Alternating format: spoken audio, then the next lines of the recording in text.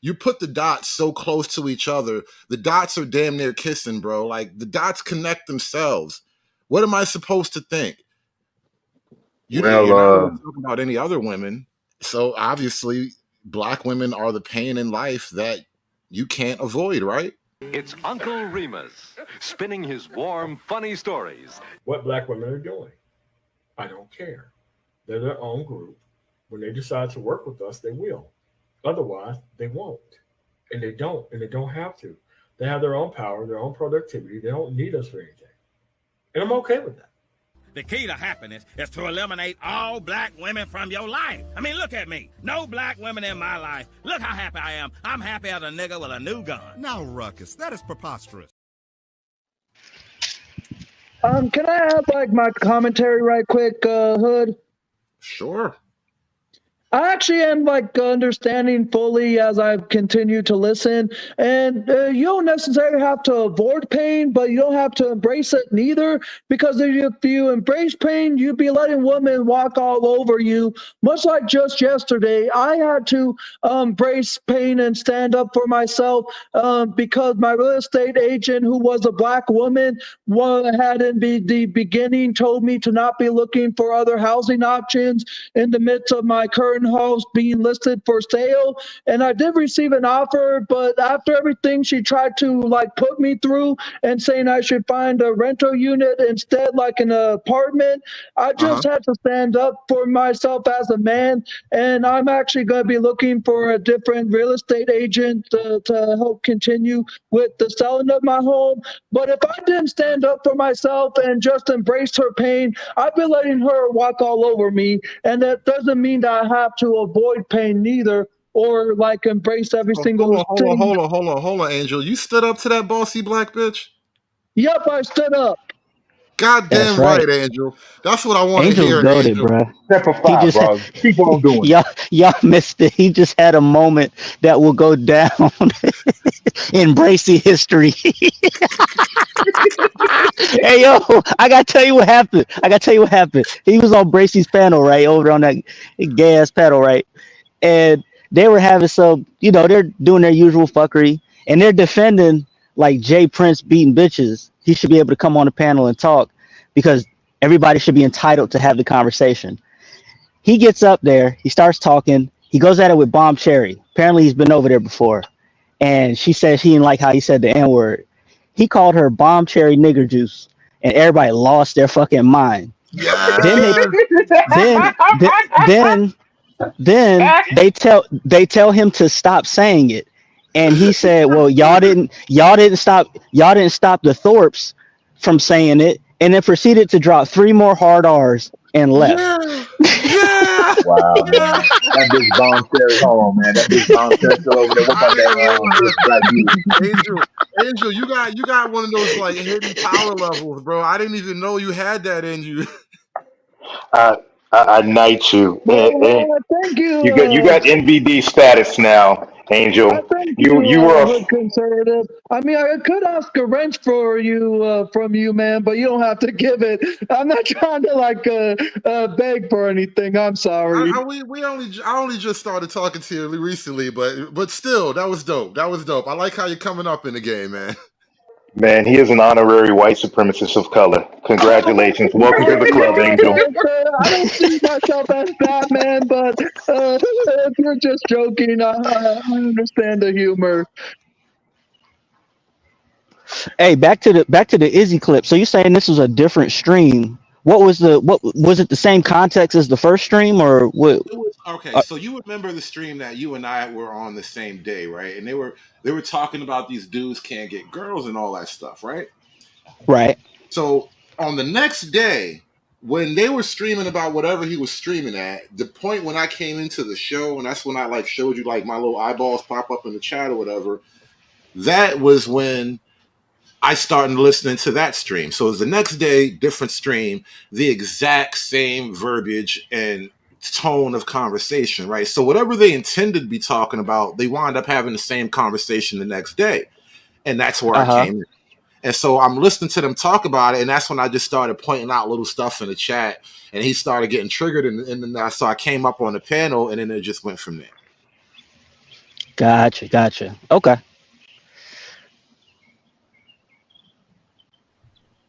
So these Oh, guys, American man, what is going on, bro? what's up? What's up, guys? How's everyone doing? So these guys inadvertently made the point that that the black woman is pain, and that you just got to endure it. No, not pain, but pain. You gotta do it like Mr. T. You gotta be like She's pain. the goddess of pain. You know, Hey, American man, great to see you again, my man. what's up, Angel? Yeah, salute American man. You know what I'm saying? Mr. O, you know what up, bro? Yeah, listening to those guys, because I kind of fell asleep. I don't know. I can't listen to too many of those guys. Um, yeah, those guys are just are they're attached to Keisha at the hips, and they want everyone else to be. And we're getting to the point where black men are just walking away, like, nah, Keisha, I don't have to suffer all that pain, and they're trying to shame you into suffering pain because they're doing it. Misery loves company, right? I would slightly disagree, American man, and just slightly. Like, brothers ain't been there since like 1989. Brothers have been gone. I would say there's like these men are extensions of their mamas, and they're trying to bring, men back based on the color of their skin. Just slight disagreement. Uh, I'll give you a what you caveat to that. know? Now, look, the government, see, y'all gotta understand everything's done by propaganda. They are trying to basically use the so-called canary of the coal mine, aka the black man, to basically be the spearhead, which we already are, of the bringing the women back into the household act. They want you to go ahead and forget about the mass consumerism, all the feminist agenda that they allowed, they pushed in the 50s, 60s, and 70s and 80s.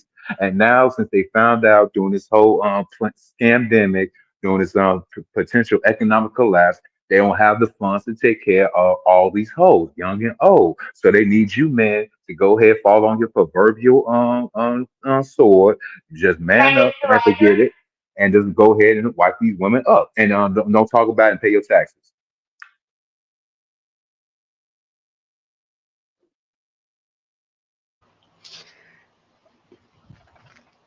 Well, I think yeah. See, I missed the whole context of the conversation, but I've heard him, and I rock with Iz. I've heard him have these conversations before, and I don't. I'm guessing. So the conversation was centered around black women, or was it just relationships in general? Because there is a certain level where, Well, okay, you shouldn't let the fear of pain stop you from getting into relationships, period, right? freeze on. But also that fear of pain also causes you to look at who you're deciding to get into a relationship with a much more thorough, what's the word, you got to be thorough in it. That way you're not getting into relationships with somebody who is toxic to you, but embracing Yeah, toxic relationships just for the sake of embracing pain, that's toxic within itself. yeah. You don't fear pain. It's just a fear of pain avoidance. It's not the fear of it. We know we're going to experience pain. It's just once you experience a certain pain, you avoid that pain when you see it. You see the cliff coming, and you go a different way. But what I'll Right. say as far as like what he said about the topic, right before they tried to check Hood, he straight up said, if y'all brothers, ain't down for that, how are we gonna bring the community back together? How I'm down for the family. How are we gonna get the family back together if we don't, basically acquiesce to these women? And he was talking about when brothers say the community, we know who they talking about.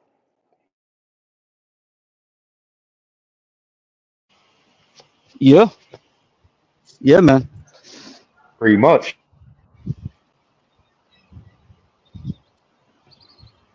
Also, again, the government and these old heads, these fathers, uncles out here, they got these young daughters out here with daughters or sons, children. They found out during the scandemic also that they couldn't trick off as much money as they used to. The Social Security and pension funds is not coming in as they used to. So even though there's some dirty Mac and old head dudes that basically want to shit on you and cop block you, now they need you to go ahead and bypass all that and wipe up their dollars so they can go ahead and take them off their so-called insurance plans. You're a good black man if you do that too. Yeah. I do remember Hood from the day that we were on there. Because there was a chick in the chat. I forgot the chick's name. And she was talking about how in her life there's hundreds of women who are cooperative. And I guess this is where the distinction becomes the difference between like an individual conversation and a societal conversation. And they're two different conversations. Because if you say from a society standpoint, you see hundreds of women that are cooperative, that's not going to be enough for the millions of men that are looking for those hundreds of women. So, a lot of people are going to be asked out. That's just how it's going to be. And so a lot of guys have decided that, it's not even worth it to even look for those women. And even as a married man, I don't push marriage, on people because I can tell how the way people talk. It's like, you wouldn't even make it in a marriage anyways. So go do your thing. Like do what's in your best interest. I ain't even mad at that. You know what's crazy, Free Zone? Is that you brought up the grind hustle, the Jim Rohn, Napoleon Hill type stuff.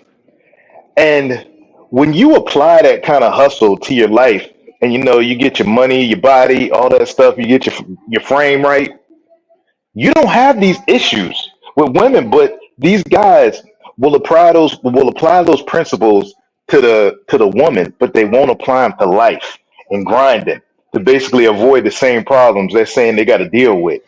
It's crazy. Yeah. It's almost as if it's like there's one job, or let's say a company has 10 jobs, but you got 50 people hiring. You're going to have 40 people that ain't going to get that job. And that's at least in simple terms the way that I view it. And some people, and some people will just decide it's not worth it to compete for that job.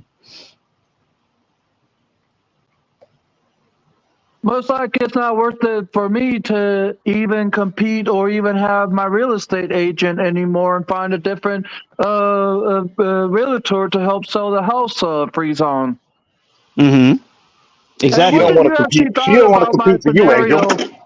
And what did you actually think about my scenario that I said, Free Zone, how I stood up? And because if I would have just kept on embracing the pain and letting like my realtor choose everything over me when she told me to not be looking for homes, when she would be assisting but ended up being restricted her from looking for homes herself, and so much, and just because of the fact that everything she tried to take me into in the direction that was uncomfortable to me is why I stood up. And what were you gonna ask American Man?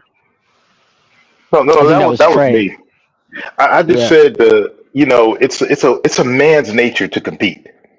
Which is I'll always go for a male real estate agent.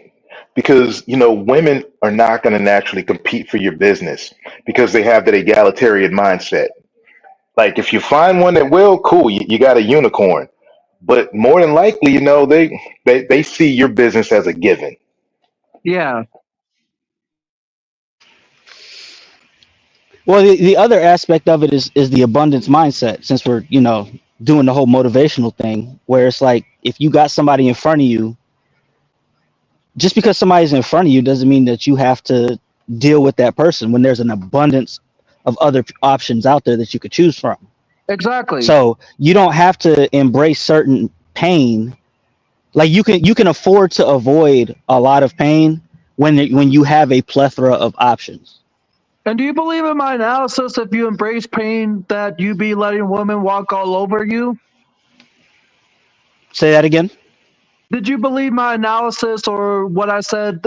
If you embrace pain, you'd be letting women walk all over you. Yeah, because you'll see pain as a good thing, Yeah. A lot which of black men, is I think a lot of black men have some type of sadomasochism along with their so-called way of finding love. I mean, we know finding relationships, being in relationships is not easy. I mean, it's not a cakewalk, but goddamn, do I got to worry about my early demise by dealing with a black bitch of today?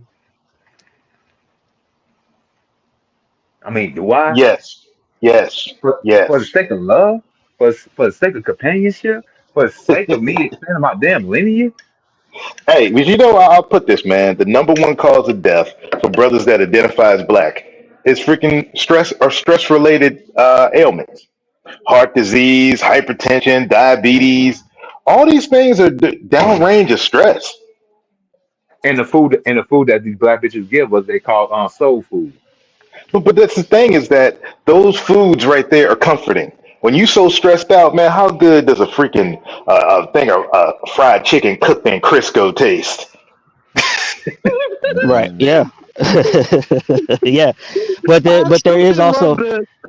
there's also the other aspect that you have to do personal work on yourself. This is where leveling up comes in, because leveling up as an individual mitigates you from a lot of unnecessary pain that you don't have to deal with. And if you don't do that, then just simply avoiding black women won't help you, because you'll oftentimes what a lot of guys will do, especially in this space, I've seen it, you've seen it with the passport bros, you've seen it with a lot of these folks, is because they grew up around women and all this other stuff, they never actually dealt with any of that stuff, and they think that if they just get away from black women, then that's going to solve their problems.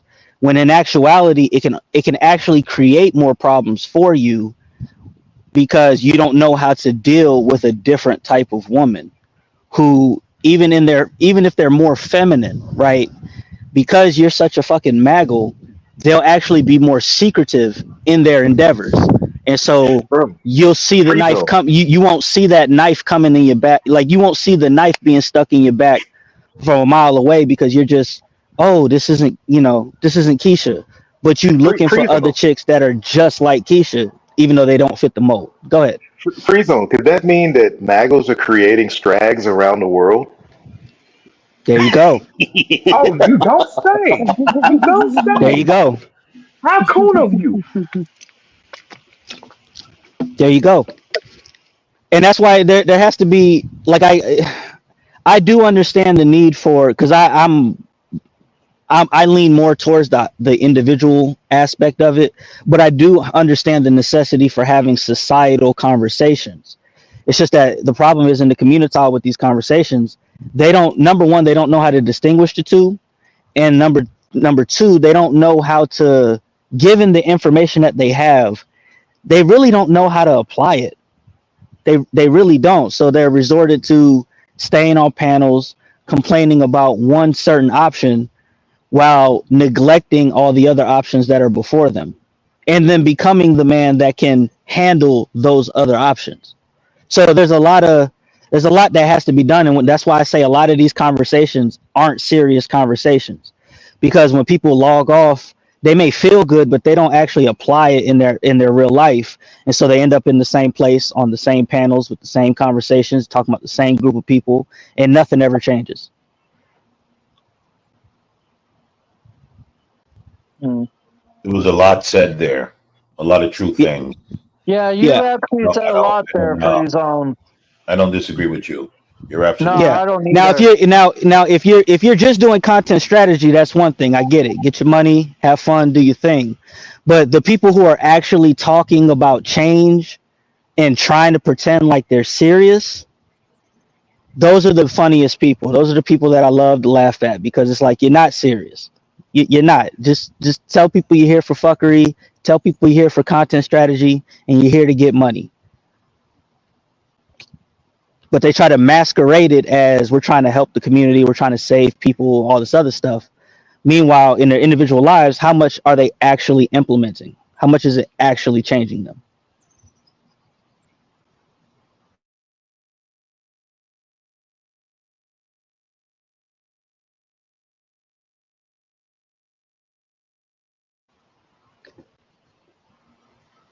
Well, I don't think I don't.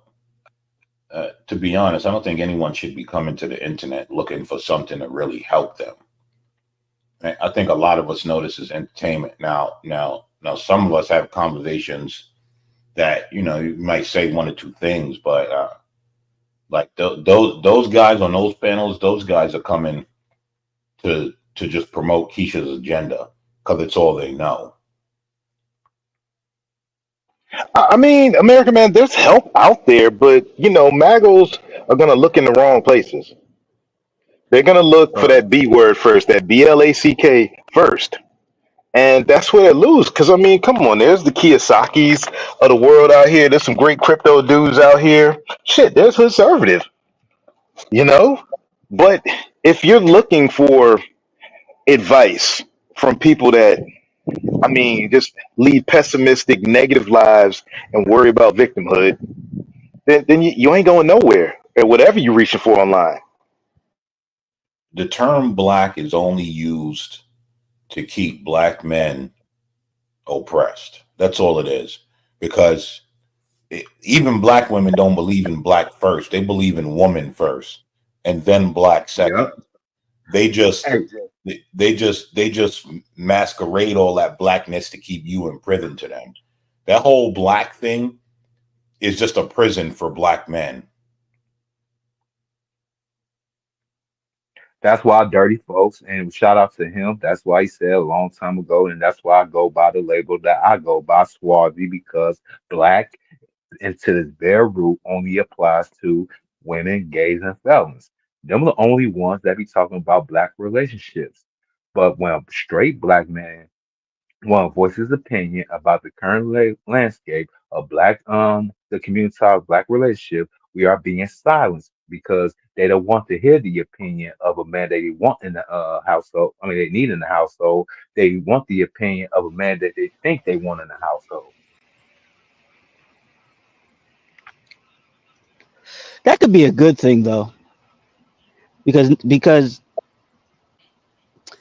here's the way I see it. Right, if you're not saying anything, then there's no tracking on how you're actually moving. Yeah. You see what I'm saying? So you can make moves in the dark, in the silence, and nobody's known the wiser.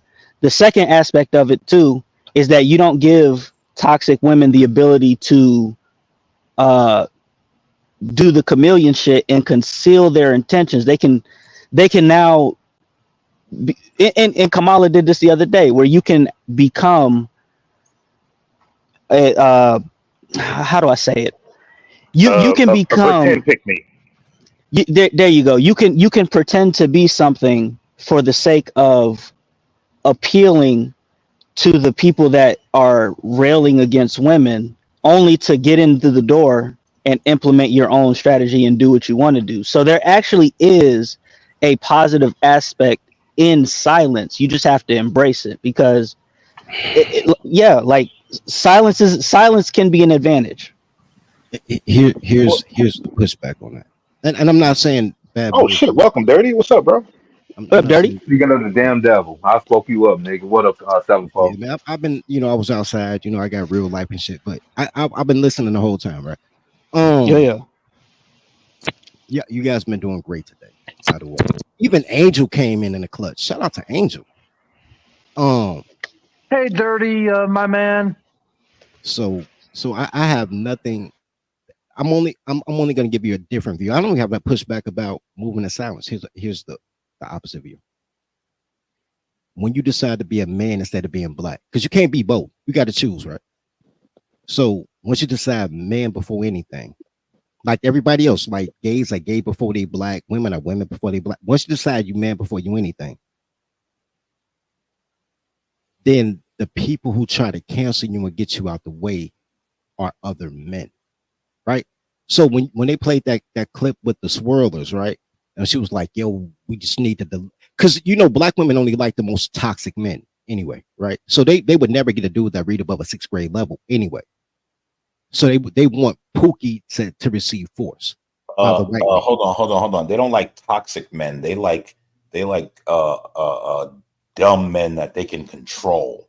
Man, it ain't go both ways, but that's not even the point. The point is that when you try to free the slaves, because only men were slaves, women was just having sex and making beige babies.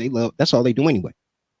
When you try to free the real slaves, which are the men counsel you. The men go to war on behalf of Keisha. Matriarchy is the slavery. The slave owner, not the slave. He not the abuser. You don't abuse your car. If you property, men take care of their property. Women don't give a fuck about their property. Right? A single woman without adult supervision, without a man there, their crib be fucked up, their car be having French fries in it. Right? The kids Yeah, ain't just look loved. at all the Section 8 houses. Right. So you have to understand that women aren't really good at anything, with or without clothes on, but at least without clothes, they entertain it, right? It's the Again, men, another great true statement. it's the men that go against you. I'm gonna find it. We used to do a show called Too Married, Too Single, where me and Gorilla Pete debated with two married guys, right? And they brought a guest in from South Carolina, married dude. Live off his wife. He don't have a job. His wife worked. He been married a couple of years. He a house husband, right? Cool. So we're trading resumes, and he said, "What do you do?" I said, "Man, look, I move soap. I'm in every gang. I got 11 published books. You know, so at the time I was selling cars. My boy had a dealership license. I was helping him sell cars on Craigslist. I'm like, man, I get a couple side dollars selling cars. Man, I'm politically active. Man, y'all don't see my videos, man. I'm taking pictures with the senator and eating chili with the mayor. Like, I'm a plug dude. You know what I mean? Like, I'm outside, I'm active. And at the time I had 61 boys in my boys club, right? So we was trying to get grant money because, you know, black women run all the schools and churches, and they wouldn't give my kids a home. So we were doing our meetings in a park, right? And I was trying to get funding so we can get our own spot because, you know, black women hate heterosexual boys, right? Anyway, and he was like, well, I would never trust a dude like you. I said, why? He said, because you're not married to a black woman. How could you be for the community and you don't have a black woman? Man, he said that shit to you? Nigga, it's on film. I'm gonna find the clip. And I said, well, what do you do? He said, I don't do nothing. I just love my wife. That made me a better man than you because I got me a black woman.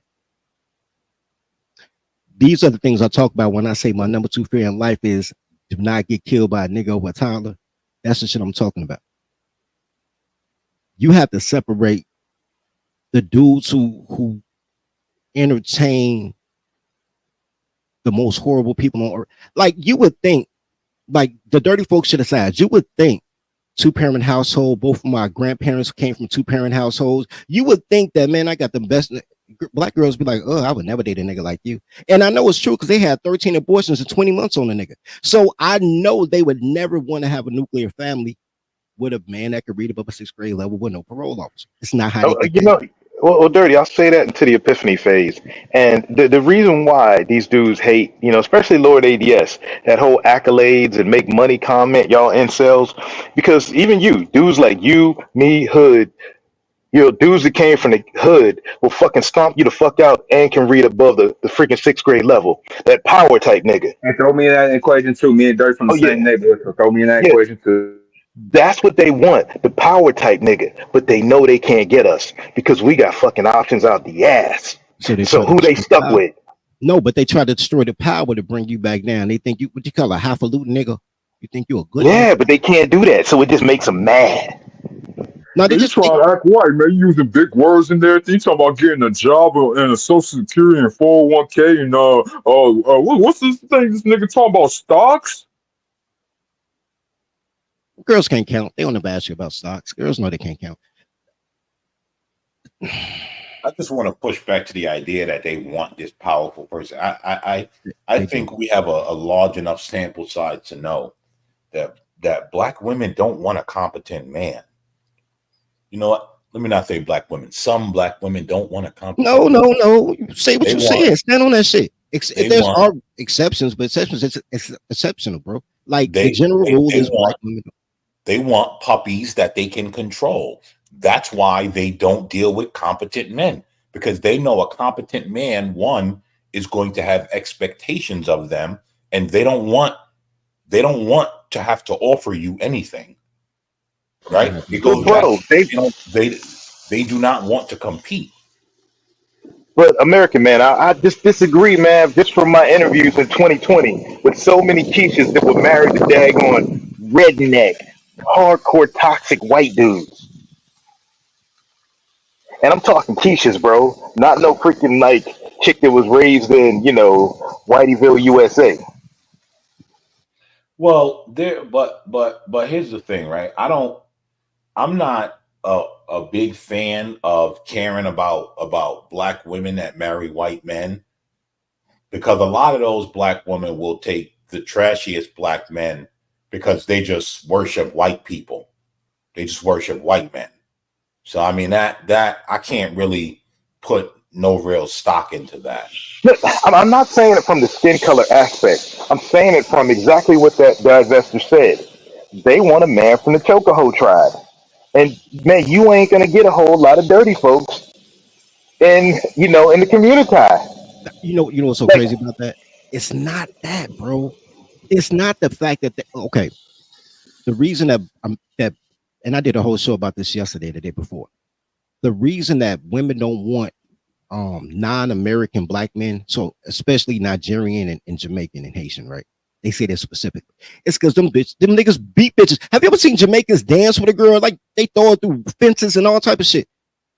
it's called daggering.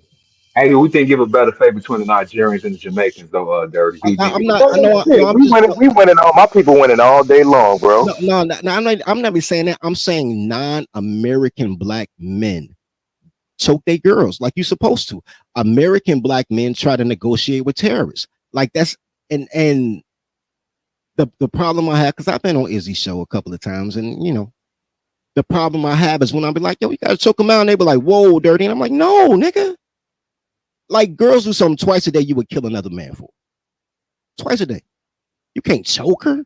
You would kill him. You can't choke her. A light massage to the throat. But bro, when I used to go on them panels, all I got to do is like, you got to get it to the point where she puts that hand there herself. Oh my God! Oh, get this dog off of here! Oh. Nah, I be kicking him in the ribs, all type of shit. I beat a bitch, bro.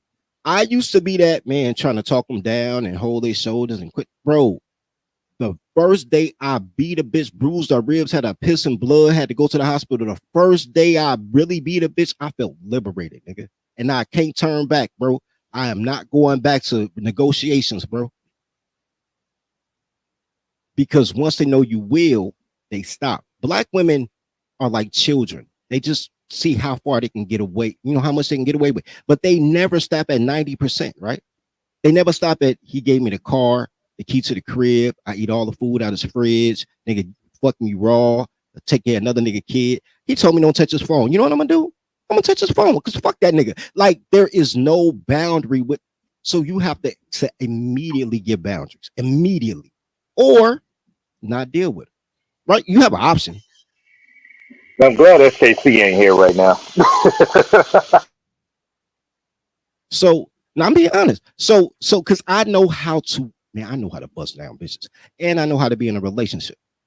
Here's the problem: the things you do to fuck Keisha, you're not gonna be able to be in a long-term relationship with her.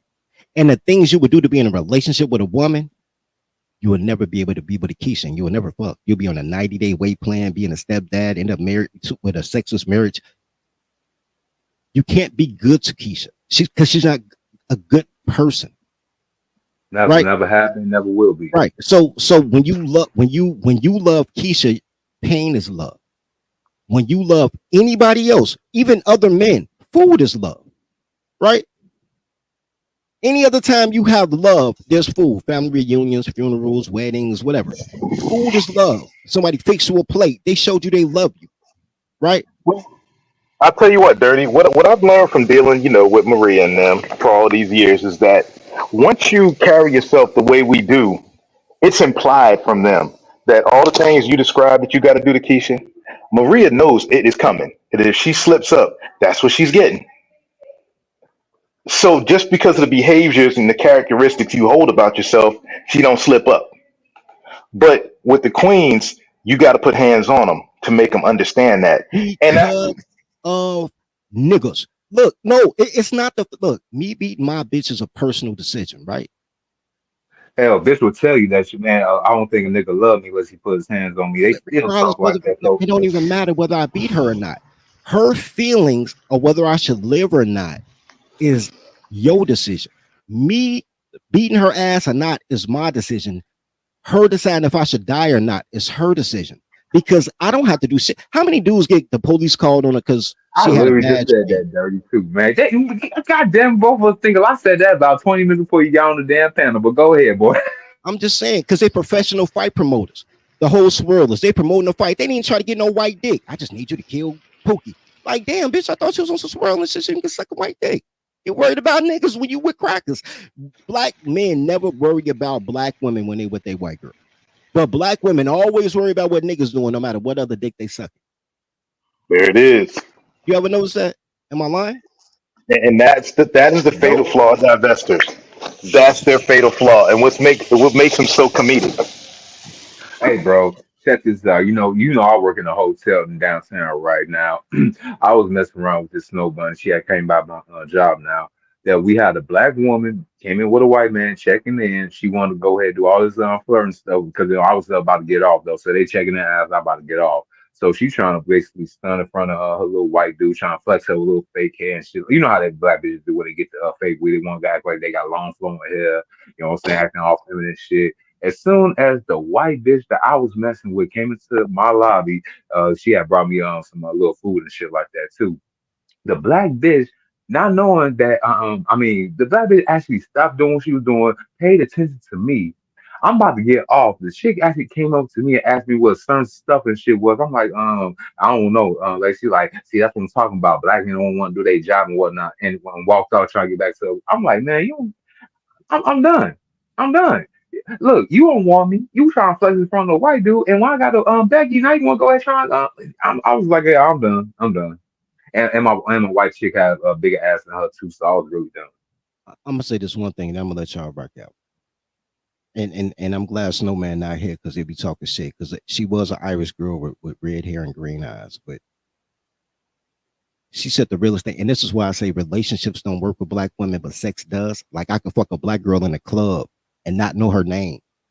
It's cool. You could do it with a Becky too, but black women prefer it, right?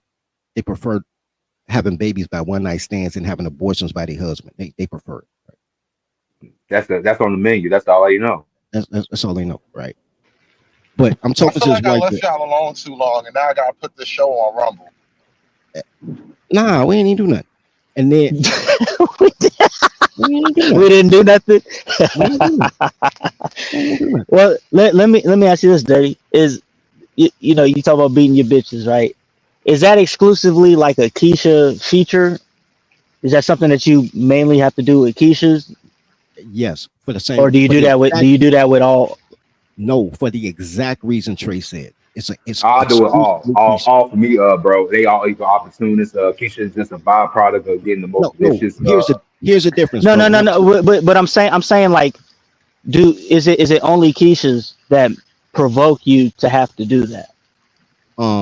That mandate you do that. It's not provoking. It's a mandate. This is what I mean. Okay. And I said this story before. Every man got the look. You got that side-eye look that niggas know it's time to fight. Kids, sit down. You know, be quiet. Every man got the look. When you give that look to any non-black woman, she shuts up because she like, oh, I might push this button too far. Let me sit down before the domestic happens. They get quiet. They go in another room, all type of shit. I've seen this happen with Mexican women, Puerto Rican women, white women. They shut the fuck up. When I'm with you so far, black women, they be like, nigga, who the fuck you think you looking at like that? Like they nut up. Like, oh, bitch, let's do it then. The ass whipping is mandated because they don't believe it's coming. They think we gonna argue all night, bitch. You got me fucked up. That's why. Not because you don't. It's mandated with Keisha. Also, you gotta put in this perspective of Dirty. See, the average black woman or woman in general has gained over 50 pounds in the last 60, 70 years. We are dealing with heavyweights, and a lot of dudes are weighing only $150 to 180 pounds. So I'm sorry to say it. We got middleweights and lightweights going against heavyweights, and that's not an even match. And some of these bitches can actually move. I actually had to go ahead and put down a bitch a couple of years ago, and I felt like I was in a boxing match. I was Ali, and they was listening, and I just Y'all can't niggas do are it. literally gender warring. Literally. Bro, Chicago's a wild place. Literally. That's Chicago wild, bro. But Atlanta wild too, because Atlanta gets the worst women And from everywhere Houston, else. and Houston. Look, anybody from that owner, the Mason Dixon, I dare you talk about Chicago and the I mean, look, y'all got Southern hospitality. Y'all too nice to the bitch, and she gonna walk all over y'all. That's why we get the label that we get here in the Midwest. I'll go with that. But here's what I was gonna go with the white girl story. She was like, "Man, I know you a warrior. When you on the front line, I'm auxiliary. My job is to bring you sandwiches and mail. My job is not to fight with you." And I was like, "My wigger, my micker," because she Irish too. My micker, right? Because that's a natural male-female dynamic, right? Nature dictates that you're supposed to alleviate the stress. Because I don't mind going to war, but I'm going to war with the world. I'm not going to come home and go to war with my girl. Right. That's why I don't trust nobody married to black women. I don't care what race the man is. If you got a black woman, you've been compromised. So I understand the relationship dynamic, and relationships don't happen. What if I told y'all that, let's say Generation X, let's say the oldest Gen X is 60 years old, right? What if I told you that 60 years and younger, only 9% of black women are in their first marriage? That's less than 1 out of 10% chance that if you love a girl, she'll stay with you. And then and only 15% are married, period. So that means that, man, you have 0.2% chance to meet a black woman, have your kids by her, and stay married until you die. 0.2%. Nigga, pick 3 lotto was better than that, bro. Yo, With the they were just fireball. Kamala Harris was just having that conversation with like Matt Barnes and Steven Jackson, I think. And they were talking about blended families and all that shit. And low key, that's the new model they want to set you up for, like a permanent cuck situation where every woman you encounter comes with another nigga's kid, and you just have to accept it as the norm. And you no longer should even imagine, like, you don't even have the right to want to have your own family. You just have to prepare to be helping this bitch raise her kids. That's crazy. Yeah, that's wild. That's wild. Because blended families, by and large, do not work, and the exceptions do not disprove the rule. They don't work. You know, you know what? Now that you just said that, Hood, and someone said earlier that they're starting to try, since the government's running out of money taking care of these broads, that they're trying to get these broads in a home. There might be some validity. There might be some validity to that. Now that I listen to what Hood just said, and then I think about that. Partially, but at the same time, women are net negative on society with clothes on. You're not all right. They're That's the reason why they weren't allowed to be outdoors unless they were like grocery shopping or something. Once they started being able to be outside and seen and heard regularly, the decay started. Exactly. Women are net negative on society. Women are net negative taxpayer wise. They're like, it's our tax money. Women don't pay taxes. They, generally speaking, they don't pay tax. As a matter of fact, most of their jobs are taxpayer jobs. Nurses, teachers, bus drivers, police, taxpayer jobs. Every once in a while, a girl do hair, and even fewer girls actually cook. But most of their jobs are taxpayer jobs. So you don't pay taxes, but you got a taxpayer job. You're a net negative to society. And you don't do your job well. So you're a total net negative to society. Not only that, their number one voting issue is abortion. I mean, need I say more? Like, when you let them choose, the baby dies. They choose murder. That's why they love killers, because killers respect killers, bro. Ain't that what you told you in the hood? Killers respect killers. Women are killers by definition. They just don't go to jail because they don't get penalized. They get rewarded. That was a strong decision. I know it took a lot for you to go to the chop shop. Did it really? I could have kicked in the stomach. I would have went to jail. But that was my first thought. Grab a hanger and a boot. Women are a net negative on society. So what they're doing now is, because men buy homes for families and black men don't get the opportunity to have a family, now taxpayers have to pay her to live in a house. While she's like, we the fastest growing homeowners. Section 8 pay for that house. There's 12 different programs for women that got a house. They're locusts, bro. Wherever black women go, crime and chaos follows, bro. If y'all really thought back, most of y'all niggas over 40. If you think about all the great neighborhoods in the 1980s that was shit by 2020s, the only thing they did different was except Section 8. Think about it. Black women are locusts. I think the disconnect that like guys like you and I would have versus like, the Izzy panel guys is, and I said this on a panel, and I get the same vibe from you. If you even had a sense of romanticism, you don't have it anymore. And I think once you look at women, when men start to look at women minus all the romantic notions and the love and happiness and all that shit, once we lose that and we look at women with a very cold-blooded, rational take, they lose value immensely. And I think it's hard for guys like Izzy and them to see that dynamic.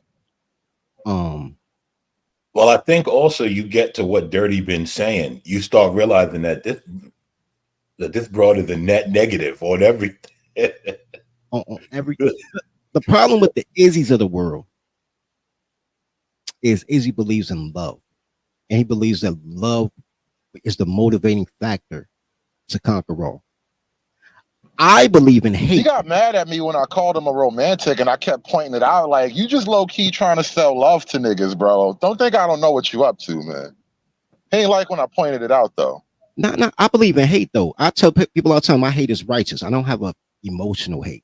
I hate women. I hate black women like I hate chitterlings. Like, don't put it on my plate. Like, I don't want to kill all pigs. Just don't put the intestines on my plate, right?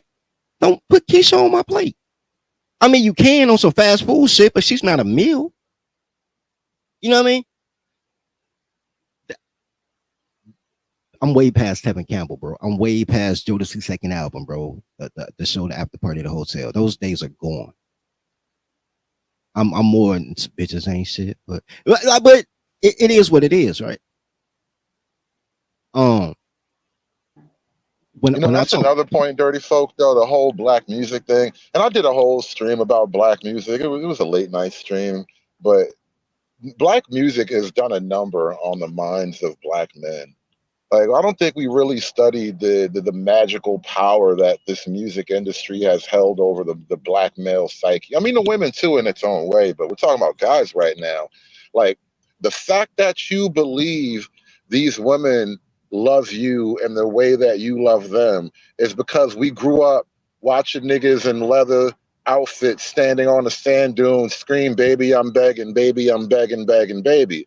Like, we, as a generation, as a generational touchstone, we've all had these things. Like, going back to fucking the 70s and the 60s, we cry together, remember? Who the fuck does that? That is relationship poison. Don't ever cry together with your woman. If you feel the need, nigga, go in the room and punch yourself in the face and get that shit over with. Don't cry together with your woman, but this music has totally fucked our heads up about the realities of men and women and love between the two. Yeah, it's either love or death. Well, black love is death. So it's death and death. Death with clothes on, death without clothes on, right? Because this rap is basically death. Love is basically death. My grandfather lived to 96 years old and probably would have lived longer if he didn't kick out his home care aide because he was tired of that fat bitch in his crib. He told me when he was 65, he said the key to a long life is don't live with a woman. Now, this is a man who his former girlfriend was a mute. I think he got it from Lighthouse with a Blind. I love Miss Mary, but Miss Rosemary couldn't talk. she couldn't talk. And like he learned sign language to be with her because he was like, I got a woman that can't talk. And when she left, he ain't get no other woman. I'm like, I don't want no bitch that could talk. That's why when I say shit, people, my cousins be laughing like granddad, like you don't want a bitch to say nothing. Like, no. That's like such a win, bro. Like once you get a bitch who can't never talk, do you really want to go back to all those words, bro? Bro, bro, I ain't even mad.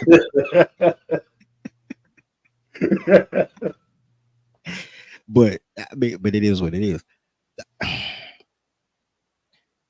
Community is community unity, and only me community unity. When they talk about the black community, they're talking about paying the bitch bills, and I ain't with them. Like women's value was in like rearing children and making a home.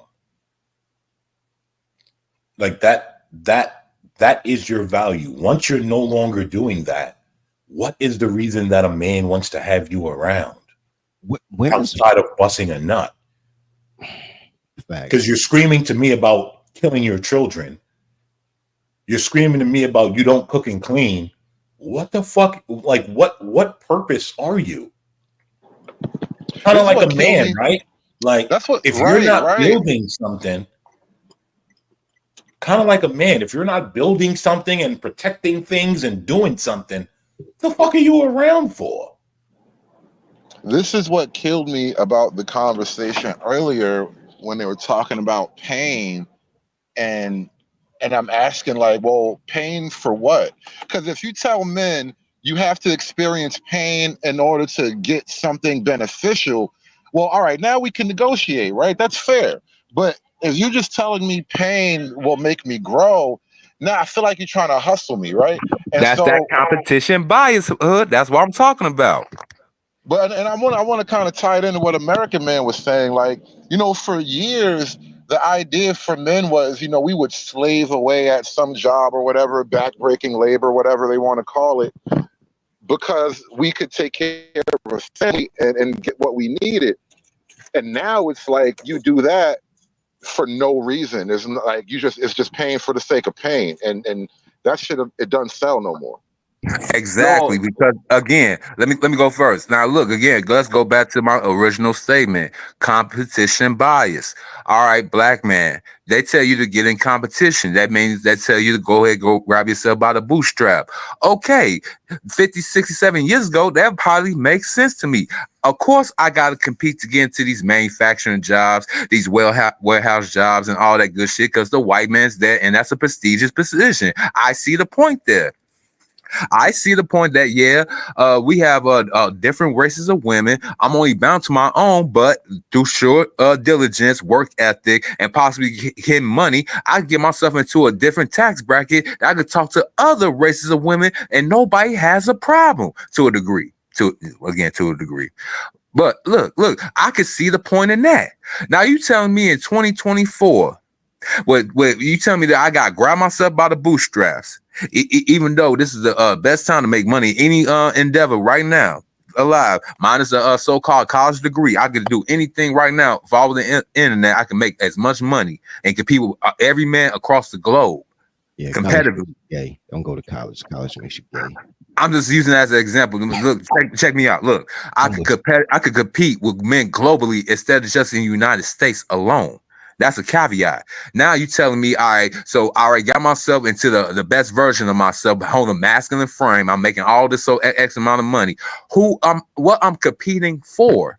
Okay, I can see the point of messing with a foreign baddie, a bitch all four corners of the earth. You know, that's all fit, feminine, and friendly. Keyword fit.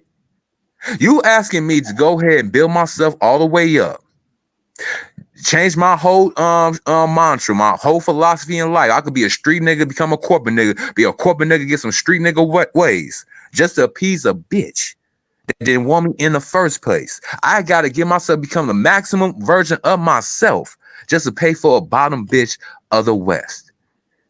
Is that what they really trying to tell me in these so-called let's come back to the table discussions? Okay, wait.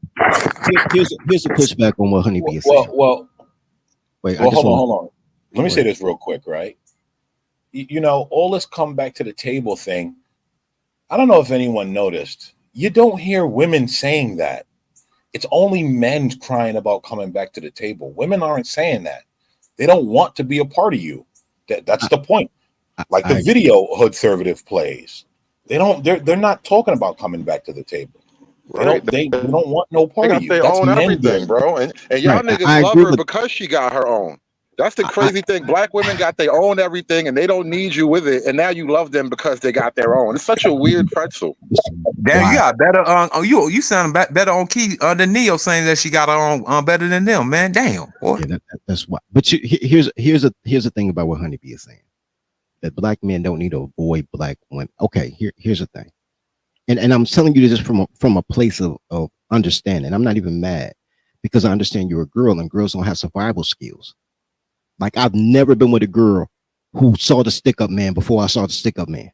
Never. The purse snatcher, the dude about to snatch her in the alley. Women have horrible survival skills. They either avoid all men or they just la through life and nothing happens to them. Walk outside naked with a piece of tape over their nipples and one over their slit and $1 Old Navy flip flops and nothing happens to them. They just live life just la. As a survival technique, there's places that men don't go, that men avoid in order to feel safe. If you can mitigate risk, your life will be longer. Right? So if you see a risk, you're like, yo, this is a high risk situation. Man, I fuck with that. So Hood, like what I found interesting about that panel that you're on, like you mentioned, like it's always the same shit. Like these same dudes that are trying to talk this like relationship, marriage stuff, like they always end up going back to I used to get all these bitches back in the day and all this kind of shit, right? But at the same time, they're telling you not to do that. Hey man, I'm telling rock out, knockout. Honeybee, I read the whole thing. I didn't say the black man owes you anything. I'm saying y'all a danger to society. I'm gonna tell you perfect story. I'm in Atlanta. Once I touch down in Atlanta, I grab a job. I had this girl coworker. I guess she wanted to be my work boy or whatever, but I wasn't into it. I had a girl at the crib, right? So she flirted with me heavy, and I'm pushing. I'm being polite because I'm at work. I'm like, look, I don't date coworkers, and I don't. Right? I don't date coworkers, and you know, we cool, but nah. And this is like in the 2000s. Atlanta was gay, but it ain't 2020 gay. You know what I mean? It was like coming out of Freaknik, you know, still cute girls from New York, and then gay dudes from DC, right? It wasn't all the way gay yet. So I ain't thinking none of it. Next thing I know, Shorty's sending me to HR. She trying to get me fired. She's yelling shit like, I'm tired of all the fine niggas being gay. I'm who the fuck gay? It's because I don't want to get you no dick. Now I can't have a job because I won't fuck you. So when you say that we don't owe you anything, I'm telling you, you're a danger to others, bro. I had a girl try to get me shot because I bought her daughter a birthday gift, and she was mad. Somebody, I ain't got no nigga like that. You don't dump me, and I dumped her like 4 days before, but I already bought her daughter the birthday gift. Nigga, don't dump me, then get my daughter something, and you need to die. Y'all dangerous people. Y'all dangerous people. Well, Dirty, you fucked up by not bringing that gift back to the store. Bro, I fucked up by giving it to our grandmother and made our grandmother promise. I said, yo, I want to show you that I have it because I know, this bitch broke. Please say it's from you. I don't want no credit. Say it's from you. I dropped the gift off the day before. You know what grandma did, right? Oh, you lost a good one again. He was a good dude. He brought you the... Grandma sold me out. And I liked grandma. She was cool. Hey, you think she wasn't? Nigga, what did you learn? Take that shit back to the store. Yeah, exactly.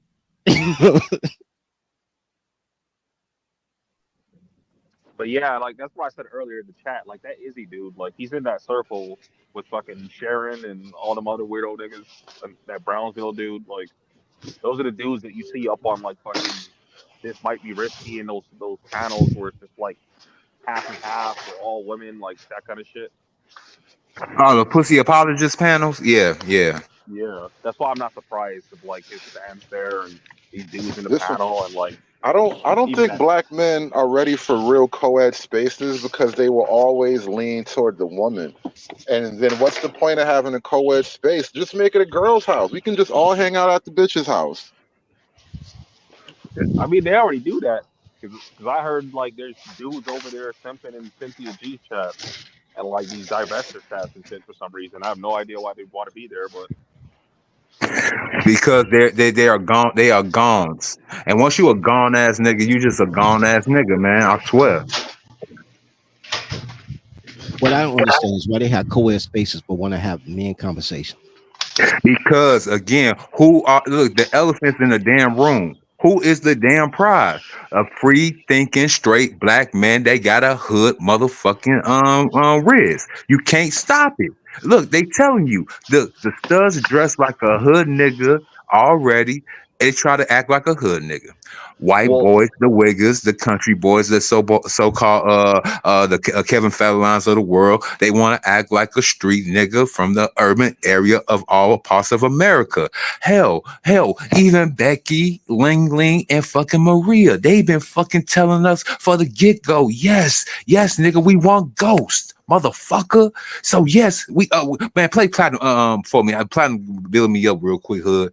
Yo, you just gotta be that motherfucking nigga. I can't play it no more. I had to take the show on the road. I ain't on the laptop no more. Damn you would. Yeah, like that platinum clip, like low key, that shit fire. But Bro, like even dirty, like that stream you did the other day. You know, which one?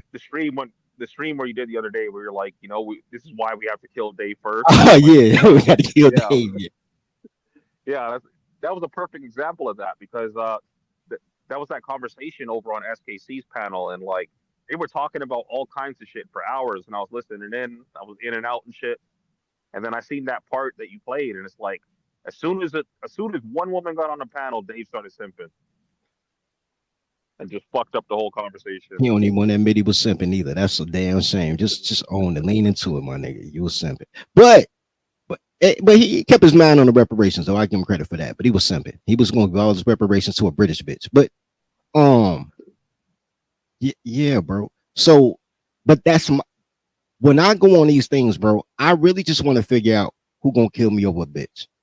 Honestly, when I talk, that's my whole frame of mind. Like, I don't care about no black shit. I don't care about would you kill me over a chick?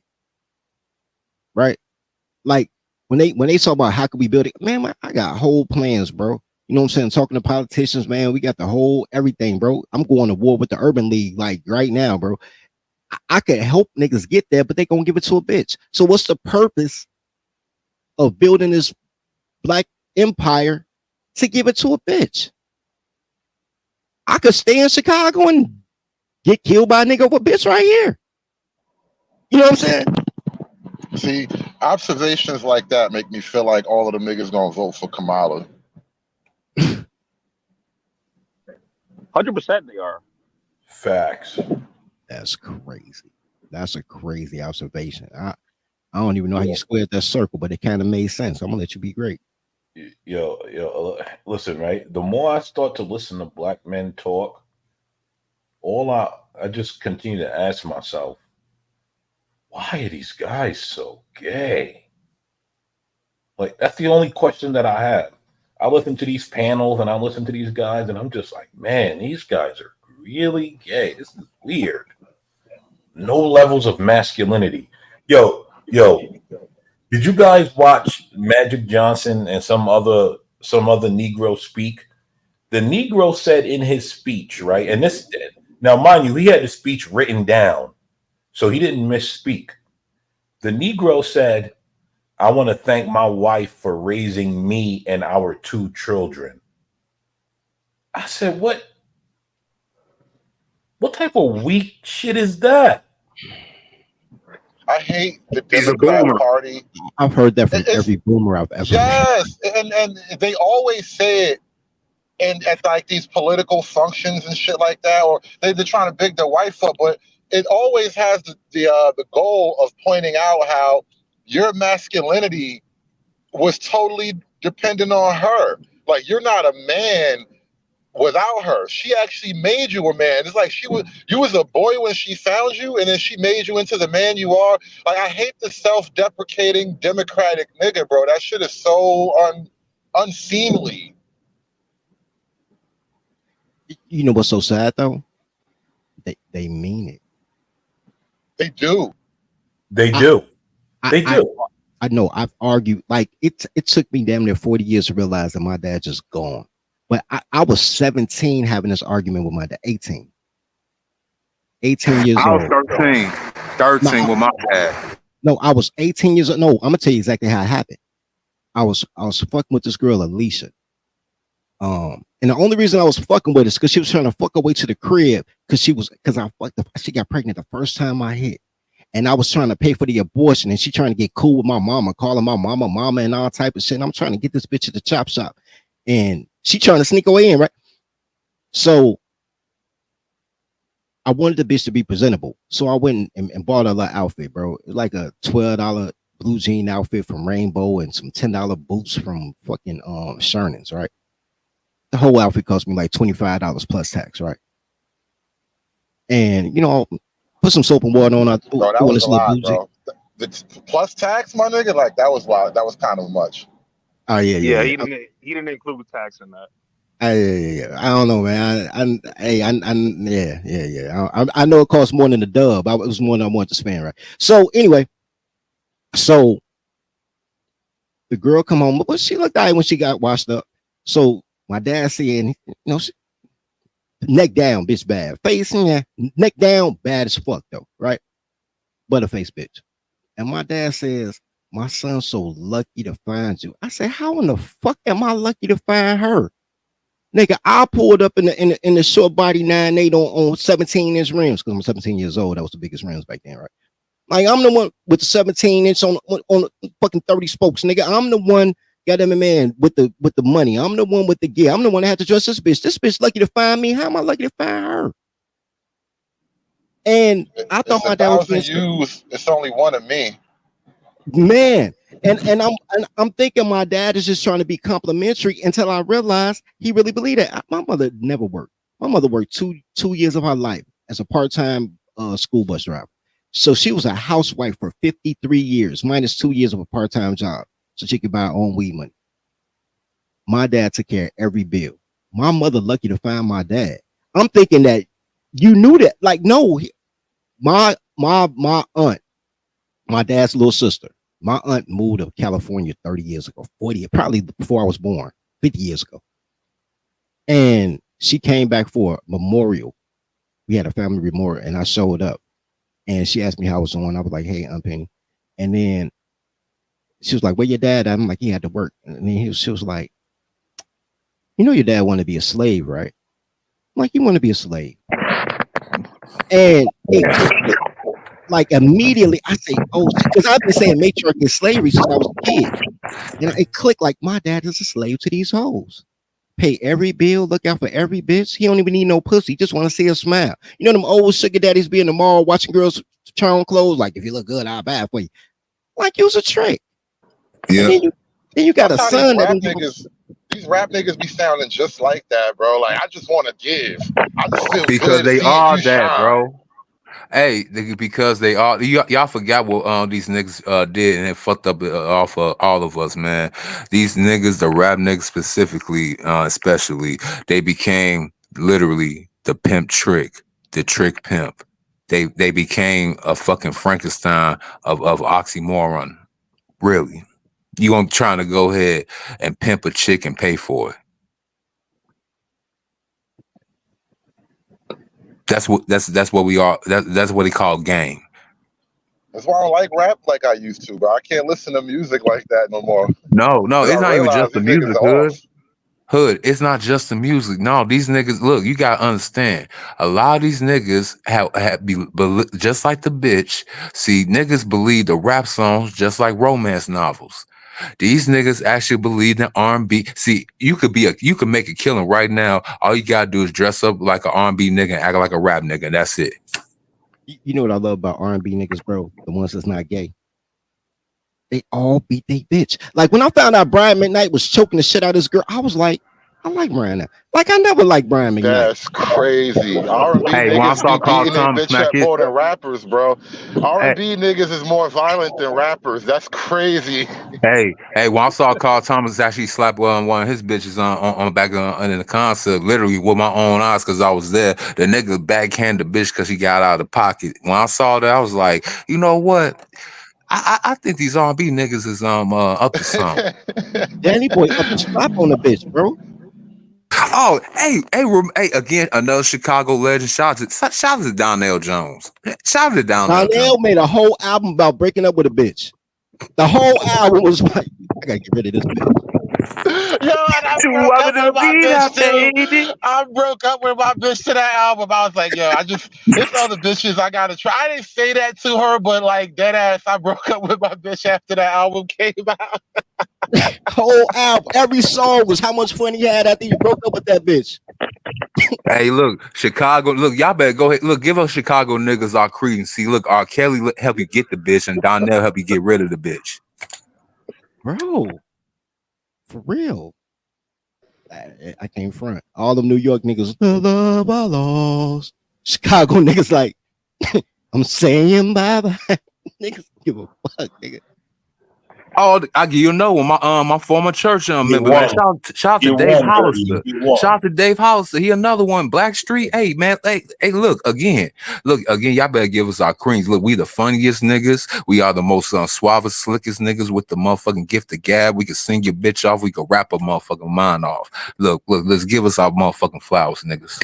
But anyway, back to these so-called panel, these male panel, what the Joker said in the Dark Knight therapy sessions. The chick ain't coming back, y'all. Hold on 1 second. No. Here's the thing. This is how you get a black woman. There's two ways to get a black woman. I've done the research. Trust me. Three ways to get a black woman. One, you take it on that 50 Shades of Grey. They like that shit. They ain't gonna call it fuck. They love that shit. Two, you fuck her friend, because the only good man is another woman's man. So she could hate your gut. Nigga, that happened to me. Girl hated my guts. I'm shooting my shot. That girl hate my guts. Won't give me the time of day. I fucked her friend. The next week, she saw me at a house party, pulled me in the bathroom, was like, nigga, I still hate you, but I heard that did good. Like, so fuck a friend, that's number two. And third, as a group, avoid them like the plague. If you run, they'll chase you. If you chase, they'll run. That's the game they play. They play tag. That's why you got to snatch them on the 50 Shades so they can't move, or you got to fuck their friends so they make a move, or you got to move away so they chase you. But you can't try to be with them. They're not like real people, bro. I'm telling you. Like everything you would do to be with a woman, women don't come in black. You got vaginal men. You everything bizarro world, everything opposite. Yo, that's another point. Man. The panel, right? It didn't get said directly, but I suspect a lot of that was actually in defense of black women, because it's like low key. It's like, all right. What is wrong with y'all that y'all don't love these women the way we used to love these women when we were growing up, when we was out here slawing all these whores, right? And so, like, the whole thing is like, well, it can't be the women, so it must be something wrong with these niggas. And that's how they look at it. Everything men fault. But if everything men fault, everything men fix. Here's the problem, right? If you're 40 years old, you had a grandmother who acted like a woman. You saw an example. Your mom probably wasn't that bitch because she was probably, free love generation. Now think about being 20. Your big mama is a boomer. Your big mama probably Gen X. Like, bro, the most ratchet. So either your big mama got pregnant at Woodstock and found a stepdaddy, or she got pregnant at Freaknik and found a stepdaddy. Either way, she had way too much motherfucking opportunity to talk with clothes on. None of them cook. They barely clean, and you never got that hug. You chasing strange women as an adult because your mom never hugged you as a child. They're not good people.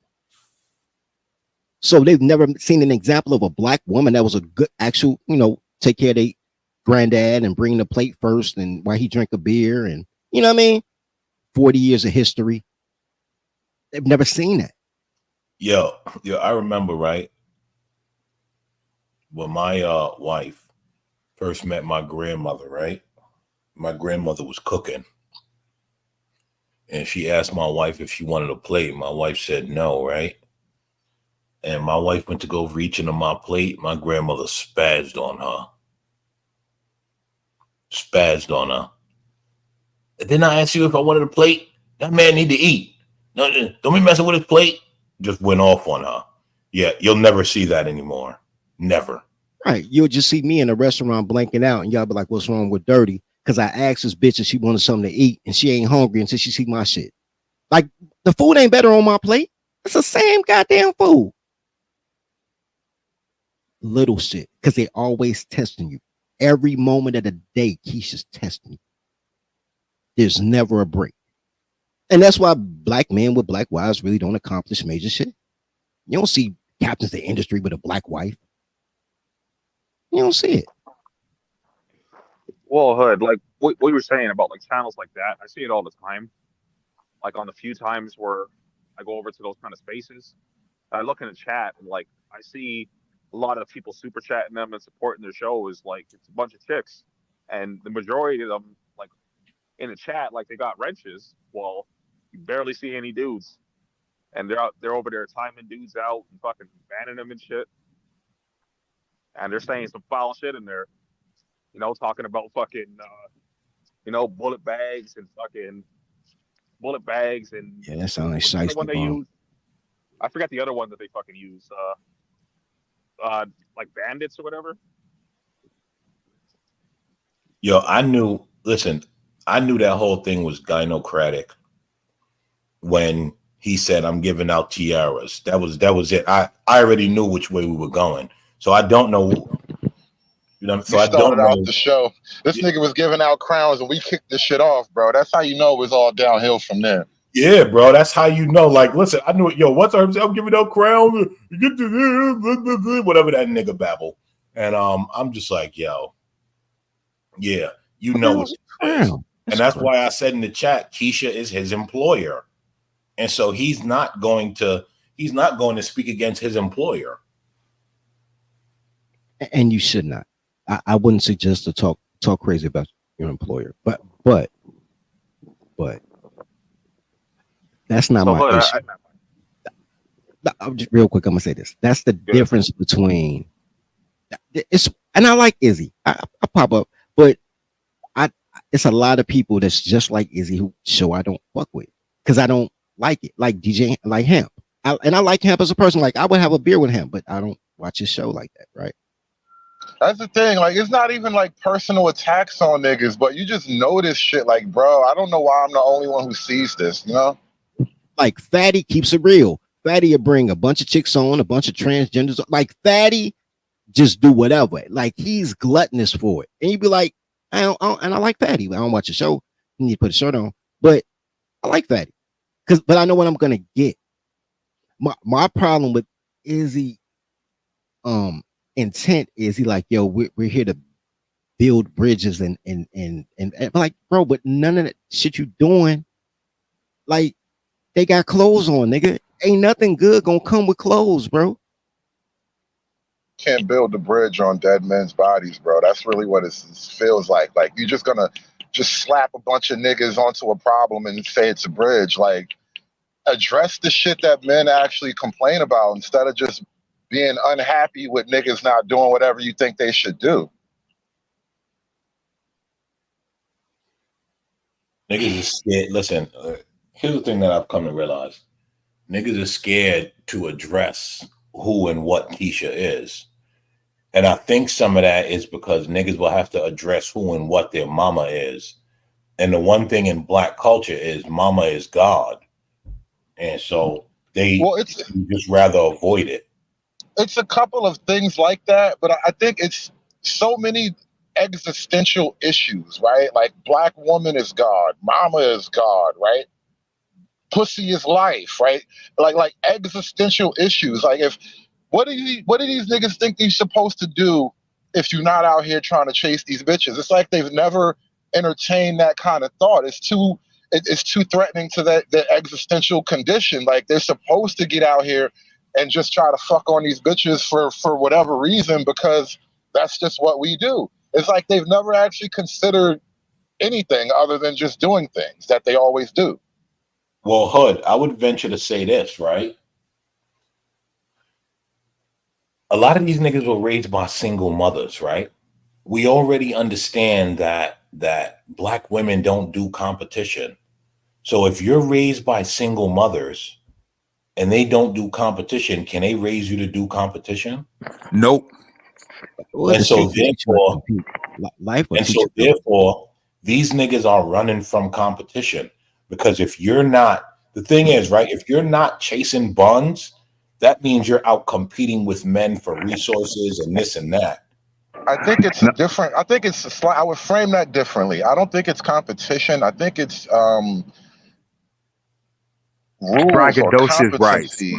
It's More like bragging rights. what's no, not even, because it's not the competition. It's like order, or a system of order. There you Single mothers can't really instill a system of order, that a valuable system of order. And because there's no order, it's like men are rejecting the disorder of just, you know, whatever this black thing is. And that is, I think, what's troubling. It's more than just, I think it's a little bit more than what you were just saying, American man. Well, I think you and I are talking about two different things, right? I don't like, so, and I'm not arguing with the point that you just made, because you're absolutely correct.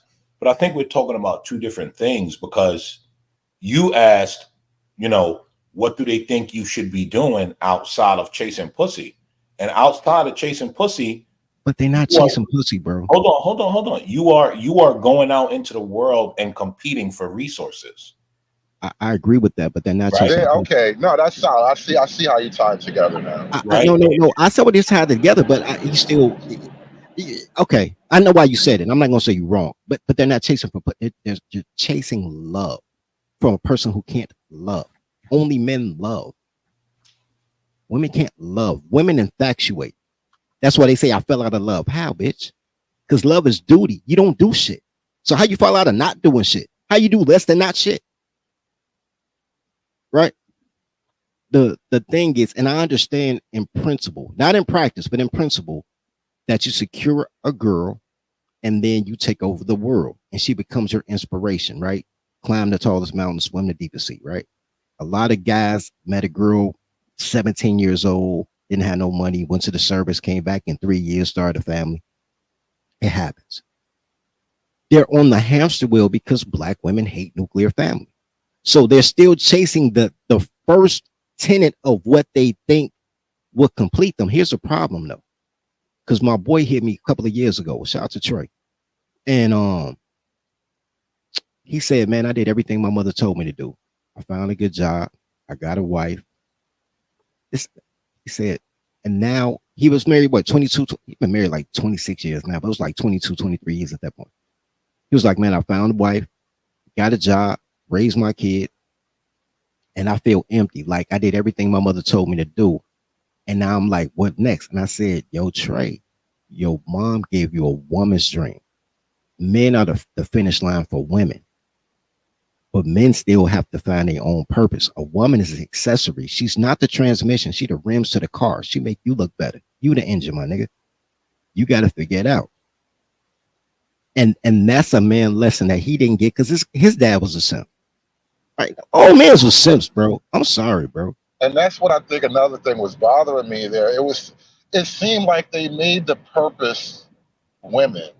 And women can't be your purpose as men. And it's like, bro, I love pussy as much as the next guy, but I understand that if I add all the pussy together that I've gotten in my life, outside of my 3 kids, none of that shit amounts to nothing, bro. That cannot be your purpose. Yo, that's a fact. When you said that, I was like, yo, that's absolutely correct. Because when I think back on all the bros that I slept with, it didn't buy the car that I had outside. It doesn't buy the place. It doesn't buy anything for my children. Nothing. It does absolutely nothing. But for me to think back and say, I had this many amount of women. That's it. Nothing in the end. Yeah, bro. You don't even remember their name after a while, bro. After a while, you don't even remember their name. Their name, bro. Like a lot of stories y'all hear me say, I talk about the place because I don't even remember their name, but it'd be exciting. Like, man, I fucked the bitch on the dance floor, Jennifer Persuasions. But I don't remember her name. I ain't even got a phone number. When I was young, I used to think that was wild. Like, how do you not remember bitches' names and you fucking them, right? Because, I'm blue pilled and young and shit. Hell, But they now name. it's right. What does her name even mean? Doesn't even No, matter. her face. I just seen bitches I done fucked out and out of fuck, but I don't remember. Not only that, her name ain't real. I've never met a girl who told me her name was Nikki and her real name was Nicole. Never a day in my life. Any girl named after a fruit, that ain't your real name. Your name ain't Cherry. Like, they lie anyway. I've never met you never noticed you've never met a Renee without a Victoria? So it's Renee Victoria or Victoria Renee. They ain't your real fucking name.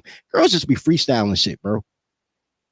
Hey, and when I do remember some of these fucking strategies, you know what, Dirty? You a motherfucker, because the bitch will give you a fake name and try to come up to you, and then they give you a real name. You be like, nah, I still don't know you. And they be swearing up and down, then they have to go ahead and remember, like, oh, I gave this nigga, yeah, bitch. We be fake naming together, bro. I don't want that bitch looking me up. Look, I don't care, because the name ain't important. Look, bro, I tell a girl in the Hey, middle. look, I only give her two. That's why I give my middle name. Bro, I don't do that. I tell girls first day, look, shorty, you don't know a person to sex or money is involved. So either give me some money or give me some pussy so I can get to know you. But whatever you gonna tell me, I got two middle names. You don't know which one I'm gonna give her. You know what? Let me share something. It's a thought I just had, right? And this is about validation. As a kid, I just thought about the very first time I got a phone number, right? And what was funny is before that, I remember that the girl before that, I got a fake number and I called that shit. I was like, oh, what the fuck? And then when I actually got a real number and we was talking or whatever, just the feeling of validation alone, you feel so prideful in these little things because you're just young. It's the first time it ever happens, right? And so now I'm thinking about this as a man. And as a kid, it means so much to you, right? But as an adult, you realize how meaningless it really is. Like, so what if she thought she was cute? Like, because in the grand scheme of things, what does it matter? No. That's kind of what I'm even having today, a what problem is the with. number anyway?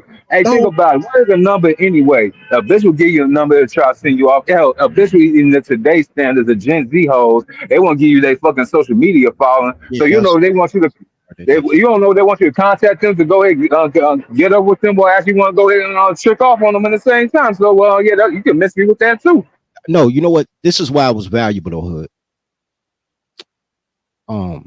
Because you go through the whole childhood phase, you on the phone, you hang up. No, you hang up and y'all fall asleep on the phone together. Yep, you go through that. That's part of life. Mama, like, hang up the phone. That's part of life. What you realize when you go through and this is why I don't listen to girls, why I tell them they gotta fuck me for me to listen to them. All y'all stories the same. Every single girl's introductory story, her first 45 minutes of conversation, and they all think they're unique. But I heard this conversation. My cousin be laughing at me because I put the phone on mute and I'm scrambling eggs, cracking jokes with him. Every 3 minutes, I pick up the phone like, wow, that's crazy. Then put the phone back on mute. Me and chopping up, he laughing at me and shit. Because I know what she gonna say. She gonna tell me about what she want to be when she grow up, or what she already is, which I don't care. She gonna tell me about how many kids she want or how many she got, depending on her age. I don't care. She gonna tell me about her sexual assault as a child, which I don't give a fuck about. And the conversation gonna be the same. And then in 45 minutes of her talking, because she don't care about my life. She don't care about my life. I've never had a girl upset with me until I told her, like, let me tell you my story. Like, they don't care. I ain't got to talk. 45 minutes of her rambling, she'll be like, I feel like I know you my whole life. Like, gotcha, bitch. I'm finna slide through, get some pussy. Right, but see, and this is the thing, and I agree with you. As a kid, the experience is like valuable experience, whatever. You need to have these little growth moments and all that. The point I was trying to make, it was about validation, right? Now, as a man, it's like constantly seeking that validation now, and I think there's an issue in that. It's because they're raised Hood again, right? It all comes back to who you were raised by. If you're raised by a woman, she can only give you a woman's values, and so men seeking validation is because nowadays these men seeking validation is because they're raised by women who seek validation. That is that is a Look, But that's that not is true though. well, hold on, hold on. Look at wait, look at what the Yes, dude it said. is. Look at what the dude said in the beginning of the clip when he was like, "These incel niggas, they got a good job, good reputation, a good record, but they ain't got no bitch, right?" And what does that mean? The bitch gives him validation, apparently. yes, that's a big part of Black culture, right? Like their validation is in abroad, right? No one else does that, right? Everyone like every other culture of men, their validation is in building You something and know why, right? You know why, right? did by You know why? other, right? Because Look, during hold on, slavery. look, Go ahead. respected by other men, there is no validation for you. That's a reality. Women are not going to respect you if you're just being disrespected by other men. So you're not going to get the validation you're looking for. Women only validate men who don't give a fuck and continue to build society. Who men are not made to look for validation. That's a female trait, and that's why these men that are raised by single mothers do it. I agree with that, but the part that I disagree with is that their value system comes from women. Because I've never heard a woman tell me, my mother, my grandmother, no woman that ever loved me, probably my big sister, because she can't stand me. She probably be the only one that's honest, but we don't talk like that. No woman who's ever loved me gave me good girl advice. Ever. Me either. So the shit they say women want, women don't want. This goes all the way back to the plantation, my guy. That's what I'm listening to. Slavery. Look, the slavery narrative is not only that you were defeated, you have to understand, only the motherfucking, the breed of the bed buck was getting all the pussy. All them other motherfucking Jimmy's on a damn plantation weren't getting no fucking cheeks. You're basically coming in this world as a virgin and die as a virgin. Once some motherfucking slick ass nobleman, no slick ass nigga heroes from back in the day, they got the gift of gab, they got the knowledge. They found out two things. Like, these bitches ain't going nowhere. Either the white man gonna motherfucker hold them, or he gonna fold them. And that's the story that he told them. And these bitches gonna have to go ahead and get into the motherfucking pocket, or they gonna have to go ahead and get out of socket. Because this is what it is here at the end of the fucking day. Look, the bitch can't get no other man but you, and can only keep an only man but you. She can get fucked by the white man, but she can't keep the white man. She can get fucked by Marco, Juan, and Jorge, but she can't keep the motherfucker. She wanna fuck Zing Zing, but he can't even motherfucker hit her motherfucker spot with his zingaling. So hey, she effed out. Look, she wanna come down to motherfucking to real work fucking downward conclusions. Like, look, you fucked up. Like Bill Duke told fucking Kane in that motherfucking interrogation room, you know you fucked up, right? But is that her fault though? Yes. This is what is Yes. it? Is it? Yes. Or did you not train your time? That too. Hey, look, these niggas, they put the motherfucking validation and the pussy on the pedestal because they want to get nothing in the fucking first place. That's why we in the predicament that we in. Hell, I want to know who's the biggest cut back in the fucking 50s. The fucking country white dude, the country singer white dude, or the doo-wop singer black dude. Now, you know what's so crazy about that? And this go back to what Hood was talking about with the music corrupts. The greatest balladeers were gay men. What the fuck you know about loving a woman? If not, they was beating a bitch, like, you know, Brian McKnight now. Like, no, bitch, I'm not funny. I'm offended. Well, maybe I'm lost in what you said, Mr. O. But if I'm hearing what you said correctly, you kind of just proved Lord ADS's point. I don't know. You was yelling, so I may have missed it. But go ahead. You know, a lot of guys. It's just the. You would have to repeat what you just said because you kind of went. you was going crazy for me. I said during the plantation times, only the bed buck was getting all the pussy. Majority of them niggas that worked in the damn field, because it was not that many fucking house niggas. Majority niggas worked in the damn field. They was not getting no damn cheeks. They basically came into this world as a virgin. They'll work till they damn near fucking 60. When they back go out to 70, they fucking die as a fucking virgin. Never ever smelling on that black peace sleeve. But and once they got off that plantation, and once the niggas became pimps, y'all gotta give praise to the pimps too. Man, RIP to the pimps. The method is not dead, but the motherfucking occupation is.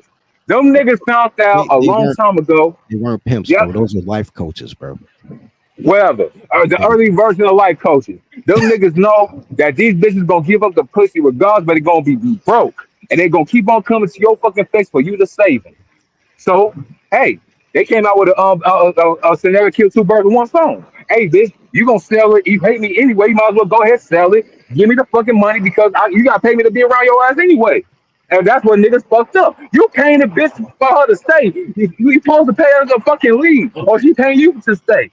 My nigga passionate about it, and I'm not mad at it, but it's funny though, bro. You passionate as shit about this. Nah, I dig what I don't think it's connected to slavery, but I dig what he's saying. Nah, I got you. Women need life coaches because girls can't count. That's women are in debt. They just make debt look good. Everything they have is debt. She gotta pay me to annoy me. I'll go with that. Or you just choke her and then she'll stay scared and quiet. No, I got all the rights in my both my hands. No, she gotta pay me to annoy me. That's crazy, bro. For real, because bro, look, like, and I say this with it's summertime, right? I got some fucking fruit fly that's keep fucking with me. My friend, like, man, you got to close the drain and all that. So I've been fighting this one fucking fruit fly for like 2 days. It's probably a different fruit fly. I think it only lived 2 days. Annoyed as fuck. This fruit fly ain't paid me shit and won't die. I don't want to be paid to be annoyed. I want to not be annoyed. I want it to die. I don't necessarily want her to die. I just want her to shut up. But I want this. Don't annoy me. Don't annoy me. Dirty's over here like, I don't want to do this, but I'm doing this for you. Hey, hey, what up? One thing's gonna happen. Either you gonna pay her to annoy you, or she gonna have to pay you to get into it. You know what I'm saying? The other way around. One of y'all gonna be annoyed. Someone's gonna pay. You're with the shit down there in Florida, stay with all the damn kids. Someone's going to pay. Did you see how annoying that bitch was? Bro, look at See, I'm so far off that dynamic. Like, you can be in a situation where neither of you are annoyed. Like, that's that's fucking wild. Hey, I gotta mention, man, because I know it went real hard, man. Yo, that is a T-shirt, Mr. O. I'm not funny. I'm offended. Hey, that is crazy. a T-shirt, man. That is a T-shirt. That is kind of cool. That was kind of slick. And I'm doing all these errands, man. I ran up to Nashville, so I decided to go to the gym up here. Man, I got my lamb chops. I went to kind of like an upscale hood place, man. But then the dudes with the face tattoos came in. I'm like, I'm listening to y'all, and I got Trey in my head, man. Be like, that's them. That's them. Hey, and I'm like, yo, let me get out of here, man. Let me hurry up and get out of here, man. To be aware, to be alive. See, that's what I'm talking about. Girls don't have this type of survival skills. They're like, oh, these good white men with the spider tattoo on his bald head. These good white men. Like, girls are not survival. Nah, like I seen the face tattoos, and they look like as my parents would say back in the day, throwaway children. You know what I'm saying? They look like they didn't care about their appearance at all. I mean, in all they're wearing all the stereotypical shit too, man. I was just like, yeah, I got this video. I don't know where it took place at, but these black kids, they trying to do a prank on somebody's lawn, right? And I'm gonna play it for you next time. As soon as I get back home, I'll do my next stream. But they doing a prank on somebody's lawn or whatever, and it's a sign that says Black Lives Matter. And then this white dude come out. He was like, "Nah, get that shit up out of here, bro. We ain't with that. We ain't with that. You gotta go." And the kid like, well, can we at least leave the sign? He was like, nah, go, whatever. And then they leaving, and as they turn around, the dude on the porch, he start opening up his shirt, nigga showing off his tats. He got Klan tats or whatever. Dude in the car's like, oh shit, he's in the Klan or whatever, blah, blah, blah. Yo, why the KKK niggas start throwing up gang signs, bro? I said, what the fuck is going on here? This nigga got a whole Klan set. What happened to the Klan, bro? These niggas throwing up Klan gang signs now. That shit was so wild, bro. Hey, nah, hood. Like where I went to school at, man, high school, like mostly grade school, whatever. It was like a blend of country city, right?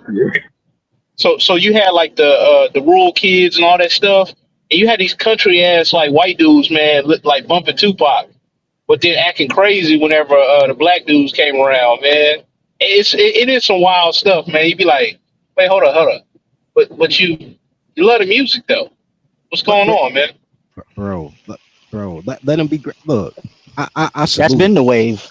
Yeah, and that's Yeah, why, that's bro. it's Look, no different. It's no different than y'all niggas been in y'all car bumping some shit that wasn't rap.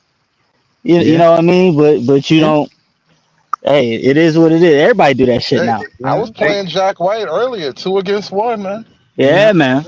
I drive to Beethoven's greatest hits because it keep me from having road rage. There you You know, go.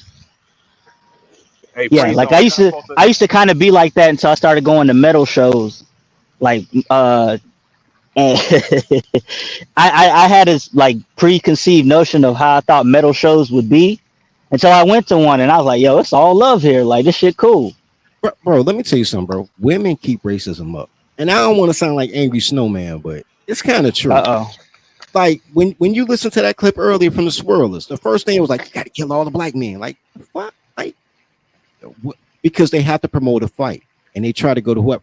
Like these are the same women who will get then they'll get dumped. If they don't get dumped in the backyard, they get dumped, come back to the hood, and then tell you to go to war against Whitey. Oh, he Yo, racist. All they do is promote fights, bro. yo, women do keep racism up, right? And it's weird because I don't even think people understand how like retarded some of these women are. There was a story of a black chick that opened a pantry, right? And she opened a pantry and it was only for black people, right? Only people of color too, American man. Indigenous people, all that stupid gay language that they always try to impose on us. And Right. The FBA buffet. Gotcha. Go ahead. It's crazy. That's a t-shirt. Now, but mind you, it was a pantry she was running out of a church, right? A white guy went to the pantry. She turned him away, right? The white guy made a complaint. The church made her close the pantry. Now, the only thing I question is you want to help your people so much, right? So if you got 150 people go to that pantry, 145 of them are black, you willing to have the whole thing shut down because 5 white people went to the pantry. Yeah, but they don't think like that, American man. That's a thinking in the future kind of thing, and like measuring everything out. And honestly, like that's not even just a straight up woman thing. Because anybody that has that particular ideology or whatever, they will cut off their nose to spite their face.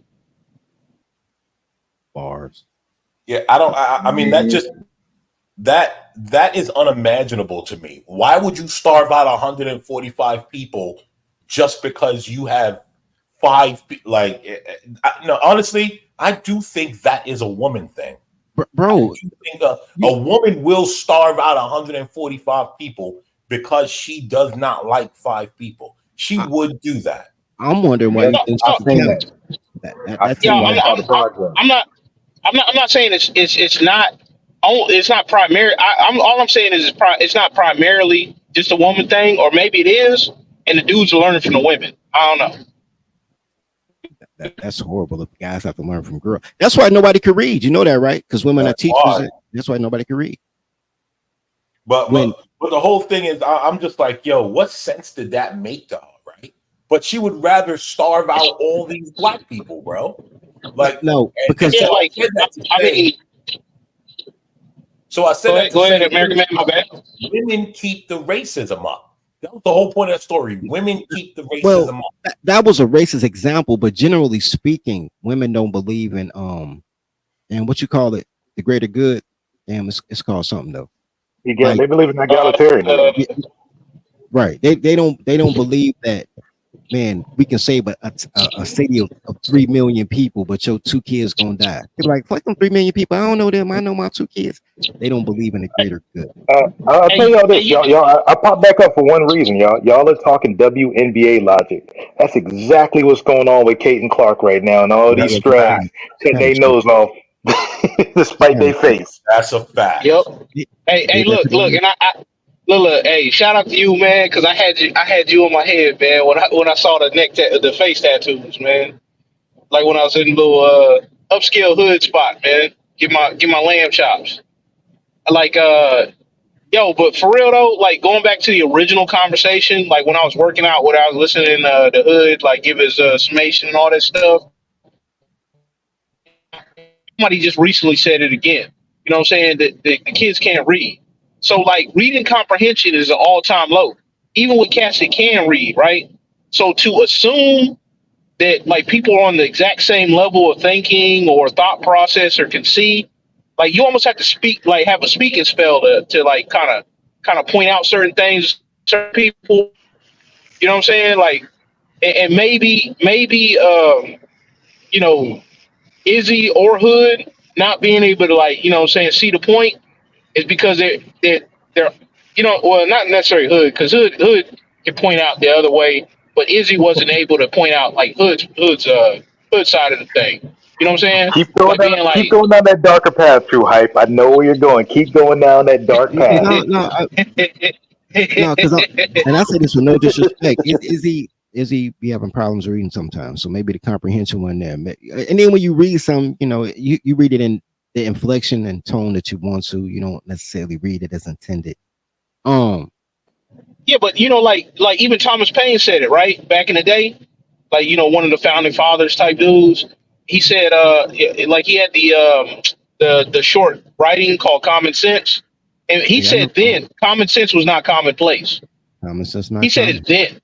He said it then. It's John Kaser versus Anthony Johnson. It will always play out. Blacks versus niggas. You Yeah. know, Americans versus, the swarthy.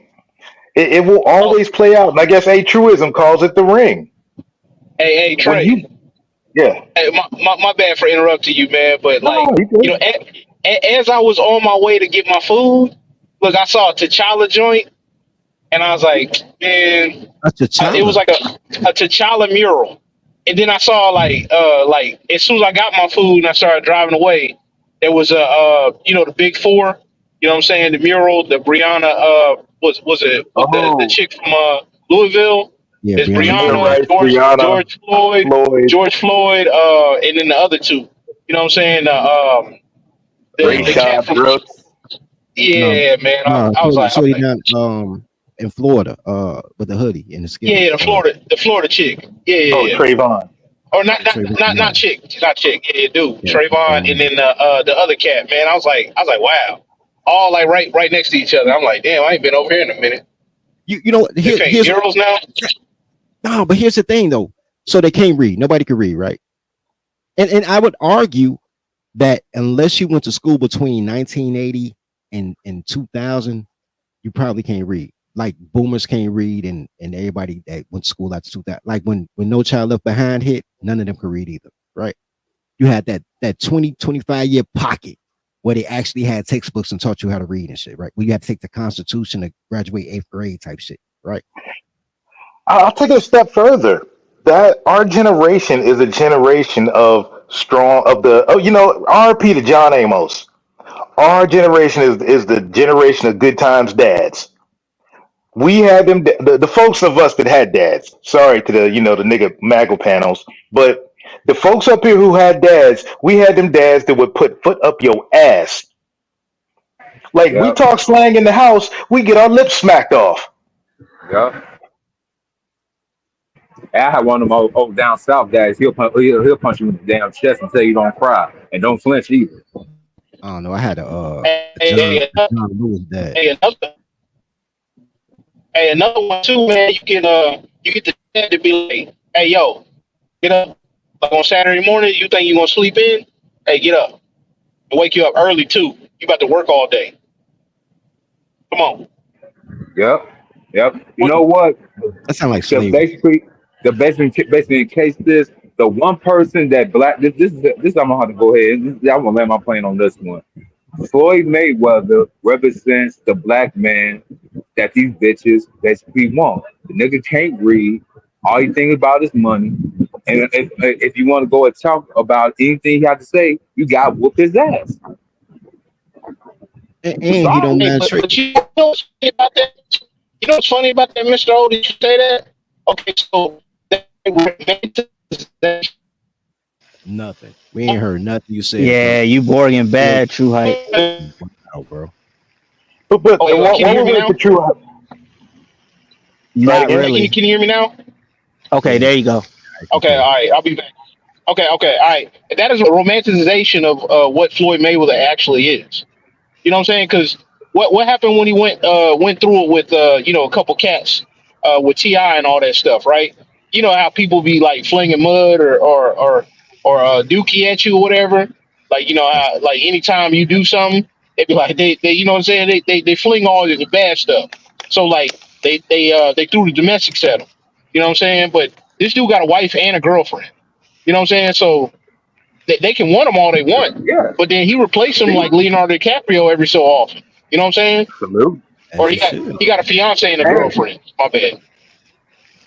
Hey, but I got a question though about these dudes.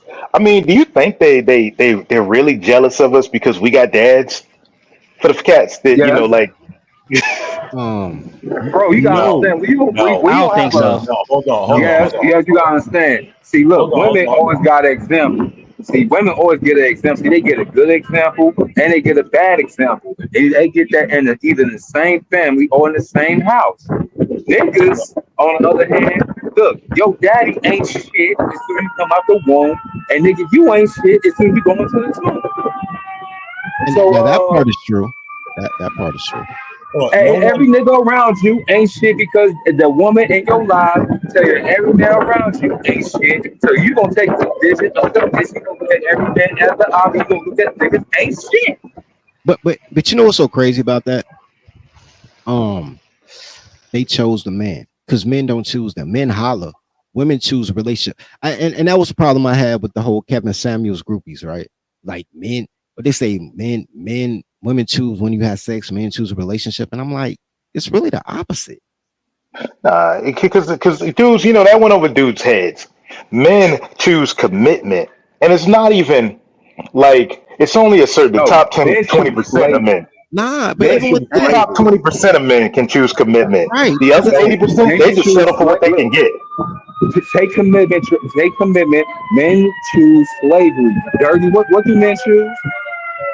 They choose a slave master. But even with that though, men don't even choose. Okay, look, here's what happens, right? Men choose a woman. If she makes it 60 to 90 days, men just follow the routine. There's a lot of people in unhappy relationships every day, but men don't leave, women leave, right? When marriage dissolved, women left. When relationship dissolved, women left. If a nigga hit it and quit it and she thought because we fucked twice, we in a relationship, that's on you. I never said that. I'm still using the alias, bitch. But if the relationship matriculates, normally women leave, right? So women control relationships because they control the time limit of the relationship because they're allowed to. They're incentivized to actually. But men choose sex because 50 Shades of Grey exists, right? Fucking our best friend exists. No, that don't count. That's our national imperative. That don't count. That don't count. If you're already programmed to go ahead and benefit over and motherfucker do what you're supposed to do, that don't count. Well, it's like that clip Hood played of the dude. He was like, I want to get to the point where my girl ain't got another dude in her DMs. And these younger dudes don't realize that ain't never going to happen. Like, you're going to be 80 years old and your girl's still going to be looking at a dude in the nursing home with a better wheelchair. See, It never what's ends. interesting? I'm glad you brought What's that a up, Trey. better wheelchair? What's What's a interesting about better that deal, right? Wait, yo, That hold up a second. Trey just said like a woman's gonna do do it in a better What's wheelchair. what's a better wheelchair? We're gonna roll past that. No pun intended. That's crazy. All right, my bad, True Hype. Go ahead, man. Go ahead. no, it's interesting he brought up that clip, right? Because I completely almost forgot about it, right?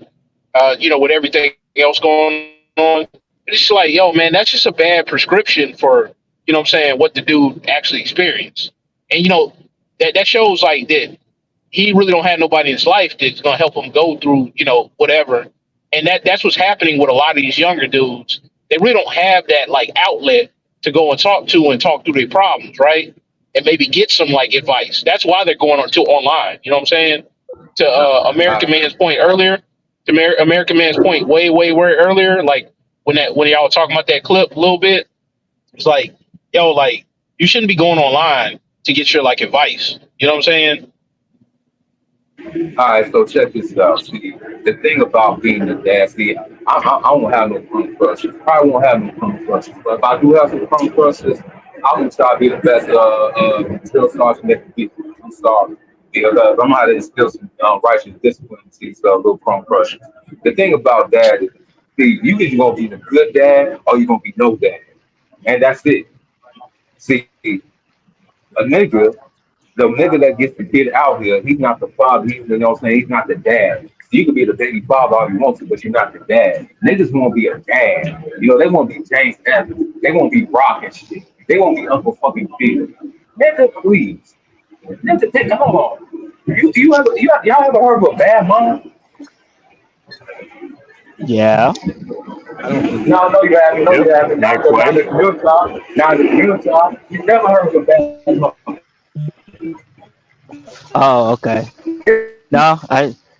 Dad, Okay. or you gonna be no dad. You know what a good dad is? The nigga that go ahead and say happy wife and happy life. But he not a good dad either. That's a good dad. No, but he still ain't shit. Here's the thing, bro. There are no good men and there are no bad women. So once you realize that, you're totally black, and I'm cool with that. But the problem, and this is a real big issue, and this is why we got the marry your secretary course and all that. Black men want love so bad that they never ask for duty. They assume duty. They assume because I like you, she should magically learn how to cook. The bitch was making ramen noodles when you met her. Like, you're not training your toddler for the position. Anything, her whole life is to be trained and memorize the people's shit, right? When she go to college, she don't learn shit, but she memorize shit and pass the test, right? She go to job, she don't really know shit. She just follow. Ask your girl what she does. Ask her to give you details of what she does at work. She can't tell you. She just memorized the process and she goes about the business, right? She doesn't understand why she does it. She just does repetitive tasks all day, right? And that's fine. That's what they built for, right? To do repetitive tasks, right? So you can be on big shit. They take care of the repetitive tasks. That's why, Man, I was just about to say that, Dirty, and you spoke about that a lot. You got to train them to do your repetitive shit. That frees her for them. If you give them a task to do that stuff for you, that keeps her occupied, and it takes care of some little things for us, and they appreciate that leadership. Right. But black men want love, and they think love You is. put woman and appreciate in the same sense. How dare you? I mean, it's Bro, really they simple. appreciate it, bro. Everything's slavery to them. On what scale? On what scale, bro? It's simple. Women marry for lifestyle. Men marry for a legacy. Lineage. You married for a lineage, and you want to make sure that lineage. So you can make a legacy, but guess what? Is that your lineage? Yeah, I agree with that. And the more that men can realize that, then everything makes sense.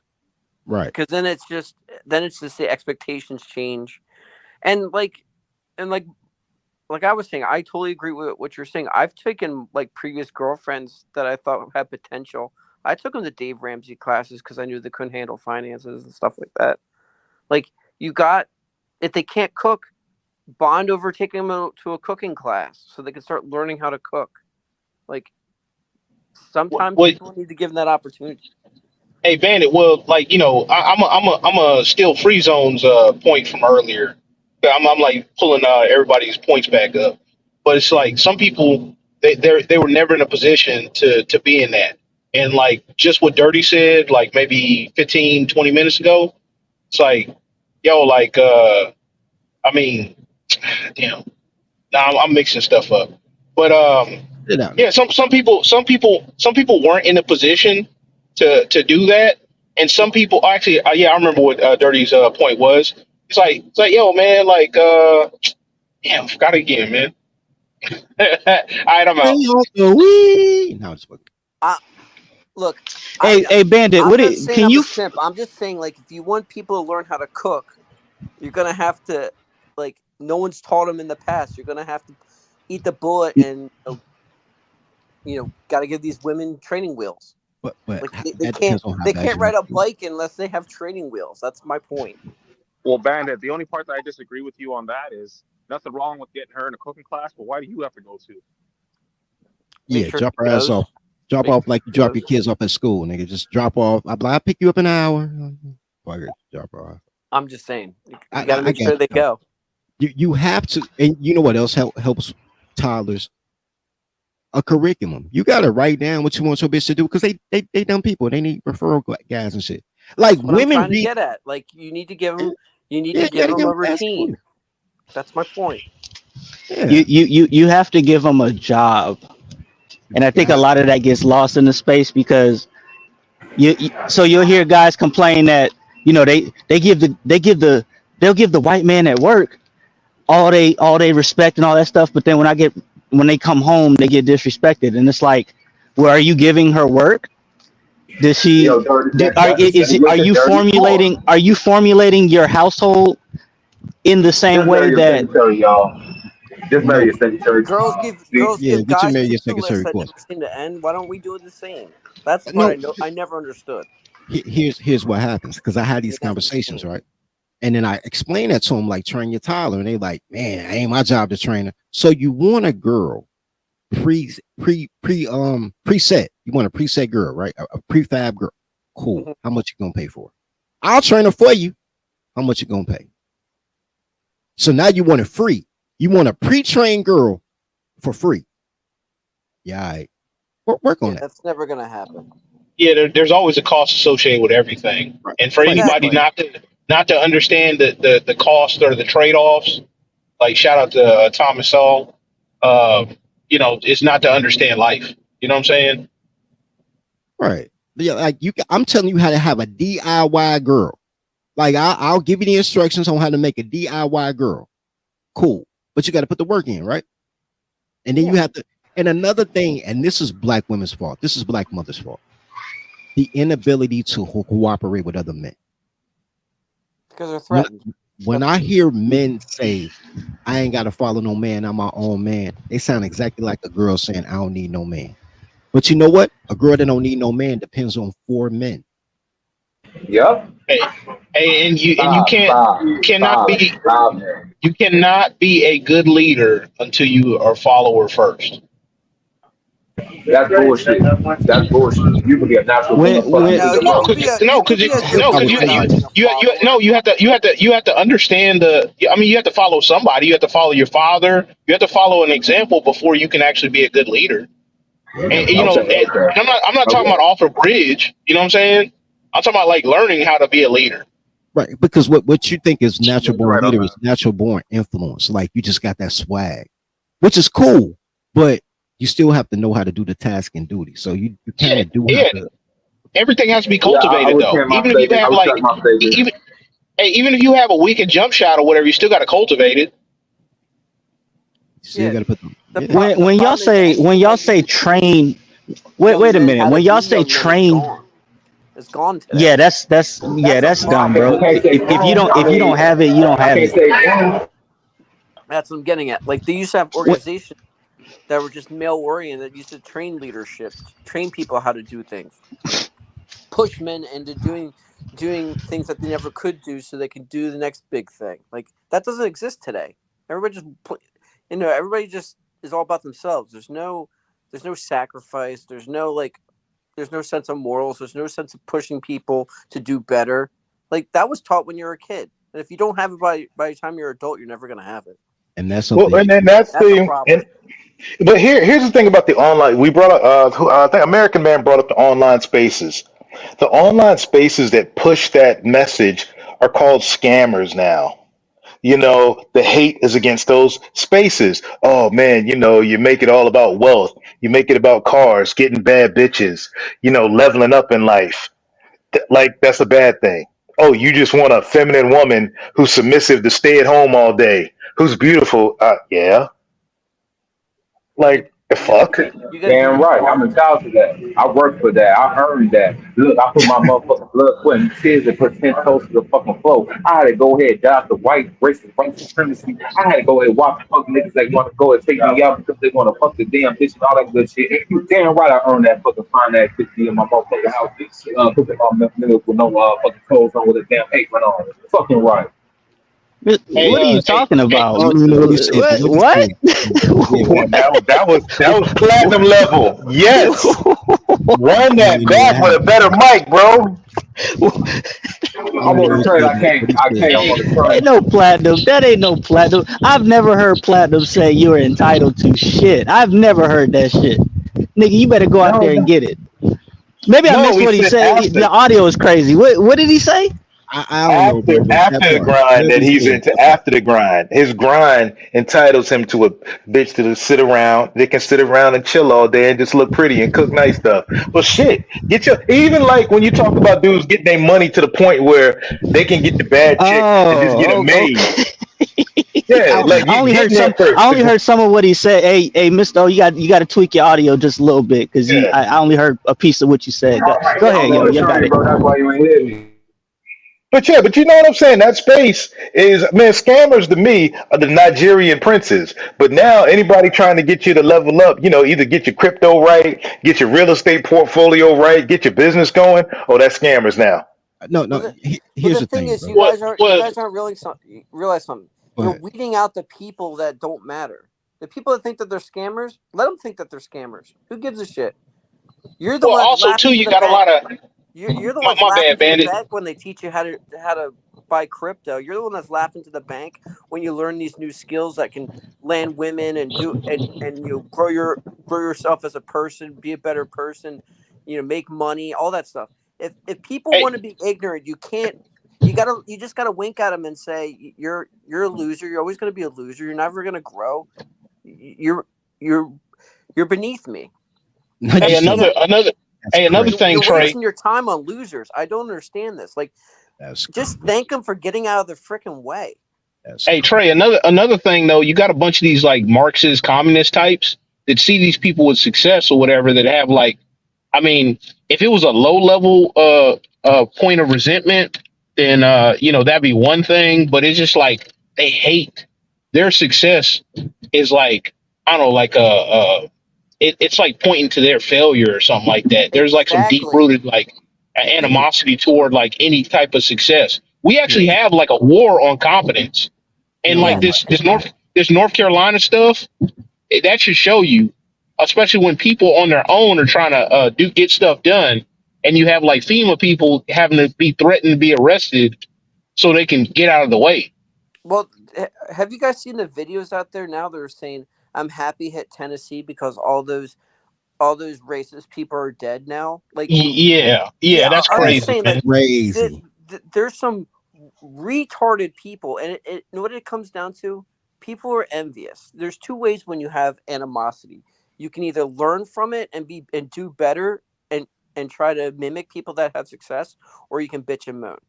Now, the bitch and moan people are just going to bitch and moan. There's nothing you can do about it. The best thing to do is get them out of your life. They're canceled. Yo, let me go and say about the scammers and everything, Steve. Let me go and tell y'all this. Life is a scam. So I'm a scammer or a philanthropist. Which one's going to be? If life is a scam, I'm going to either have to be a scammer or a philanthropist. So tell me which one I have to be. Well, like life a game, you got to play the game. But here's the crazy part. The things that people say is a scam are things that are new to them, right? Because they have, most people aren't forward thinkers, right? Like, okay, I Mr. O. So you've known about me for a decade now. My message has never switched up, ever, right? Okay. However, it wasn't until the last 2 or 3 years when men started accepting, damn, these women are toddlers. Because men were canceling me, trying to take away my opportunities, talking about how they ain't gonna buy my soap because I don't worship black women, all type of crazy shit. Oh, niggas was talking about whacking you and all that shit in Facebook and everything, talking about, man, you a coon, you want to do this all to a beautiful black woman and shit. I remember them damn days. You gotta wear that with a badge of honor. Be like, you know what? I'm on course. I'm doing well for myself. F these people. There's basically 3 types of people. There's the people that want to learn. Those are the people you bring up. There's the people you want to emulate. Those are your mentors. And then there's people that should be left behind. Figure out where you are in someone's life. And if if you're the person that brings people down, cut them out of your life. No, I totally get what you're saying, but I'm just talking about on the Yeah. context of scammers, right? Oh yeah, So people you call. give a person an opportunity and say, "Man, this is the wave right here," Mhm. and they say, "Okay, with the soap business, right? I did the soap business with my little cousin. I tell him, I say, man, we just doing male products. He was like, what about the women? I'm like, I don't give a fuck about these bitches, bro. I know my balls itch. I don't know what's going on with their coochie. I know my health problems, right? Yeah, fair. Shit, Lord forbid, you ain't supposed to put soap down there. So hell, your cousin, first of all, was not business minded, or he was health wise. So again, right. So then all of a sudden, you start looking at all these Dr. Squash commercials and all that. He like, man, we was doing it first. I said, yeah, but you didn't stick with it. Like I had to buy him out in order to do the business. Like, dude, like motherfuckers getting rich on this shit, and you talking about the bitches. You can't. what's the nigga's downfall? Hey, bro, what is told to a nigga? Like you always told me. What you always told me on the book, going back to what's the name? A bitch is always told how to go ahead and get everything from a nigga, and a nigga's taught how to give everything to a bitch. Yeah, I had that conversation with. Well, I was young enough and wise enough to listen to my parents talk to my sister. That's it. There wasn't no spectacular. I listened as a small child. My sister like 10 years older than me. So when my sister's 16, I'm like 6 or 7. And they telling her, you know, about going on her first date. Like, watch out for men. They only want one thing. Have your own money. You know, cool. So when my turn come, they like, you know, carry a book bag, buy flowers, girls like candy. I said, no. Tell me the same shit you told my sister. I only want one thing. She better have her own fucking money. No, so that she'll be walking home. Yep, the double standard's ridiculous. I totally agree. You are paying for the sins of your fucking father. That's another thing. We going back to what's the name? Every man before us made it harder for next of us, where he was the worst of the worst or the best of the best. And let's talk about that nigga from the 1950s. How fucking dare you? So I'll tell you, Great Society, fuck you for making the dude from the 1950s, and fuck you for trying to make me the dude from the 1950s. How he gonna be the worst of the worst and the best of the fucking best? Hell, my father is literally the nigga from the 1950s. He was 18 in 1950, and motherfuckers like 20 some of them and 30 some when the decade died. And he'll tell y'all how bitches want shit back then. Well, Dirty, what you said about your cousin in the business, like that's what always happens. Anytime you start talking about doing some shit for men, you always got a nigga that comes in like, what about the women? Give a fuck about women. You know how many products women don't have brand loyalty. That's why their children don't have brand loyalty. No, right? Because they don't have loyalty is not in their makeup. You're taking a round object, putting it to a square peg. You're expecting something that's not true. I don't understand why people keep like they got to be loyal. No, they're not. By nature, they're not loyal. Why are you expecting them to be loyal? I don't understand. Like everybody's been cheated on eventually, or used or whatever. Like we're expecting, the next girl is going to be different. No, get out of that mindset. You protect yourself. I don't mean to look. I get what y'all are saying, but that's just not good business. Like women make up like 70-80% of consumer decisions. So to isolate them out, you're actually leaving money off the table. No, you're not. No, you're not. No, the fuck you. Why you create bullshit? If you're making a soap just for men, who gives a shit about what women think? Okay, see, like you listen to man. What's the whole point? I got money. No. Let me help you out. Think about it. What's the whole point of having a bunch of money when you ain't got no fucking value? You could be the motherfucking nigga that has a bunch of motherfucking green notes in your fucking crib. If that bitch ain't got no fucking value, if that dollar ain't a motherfucking dollar, but only 50 cents on that damn dollar, you don't mean shit. No. But niggas ain't standing on value for soap. Like, what are we doing here? Wait. Not only that, because I ain't even think niggas. I'm thinking men. So men are the biggest consumer spenders. Like you say, women spend, but you buy her shit. So all her shit is your money. And you make this shit. Make this shit for her to spend. So here's the thing. When you start talking about consumer loyalty, y'all got the game fucked up. Okay, go ahead. My particular No, we don't. Who makes the makeup? Who wears the makeup? Men make the fucking makeup. The bitches pay for the makeup, and she gotta wear the fucking makeup. All for to do what? All to do what? To look good for a fucking nigga to keep paying for the rest of the life. All right, cool. So To annoy him. So even using makeup as an example, right? So you got L'Oreal, you got Revolt, you got all of the major makeups, and you got people trying to get into the space. So you got boutiques, you got people in the mall with a kiosk, you got then you got the big stores like the Bath and Body and Fredericks Hollywood and all that shit, right? And then everybody's marketing to women. And then you have the people trying to get in the industry and they're marketing to women. And women gonna go with the shiniest toy. So women gonna get a little bit of this, a little bit of that. Do they consume a lot of product? Do they spend a lot of money? Yeah, because women hate themselves, so they have to outwardly make themselves feel better. That's cool. But you guys are looking at this at the wrong angle. It's right. The product is not the important thing. Like I'm in finance. If you want to make money, it's the marketplace or the triage which makes you the most amount of money. It's the people that do the logistics end. Those are the people that make money. The Jeff Bezos of the world that have the marketplace and that do triage. Those are the people that make freaking money. And guess who those are? All those people are men. And I'm telling you right now, if you focus on the product, you're going to fail. If you focus on the logistics, you're going to win. Right. So okay, Mr. Finance Guy. No. All right, Mr. Finance Guy. And kudos to you. I like my finance aficionado. All right, what market are we in now, sir? Are we in a buyer's market or are we in a seller's market? Right now, depending on it all depends on what industry you're in. What market are we in? Are we have more people trying to buy products, or we have more people trying to sell products? I'll make it even easier than that, right? I'll make it even easier than that. I'm not trying. I'm trying to play. No. I know. Look, don't try to say what's not on the table. Look, I'll make it easier than that. Somebody said the WNBA earlier, right? So the WNBA is a product funded by men for women. Yes. Right.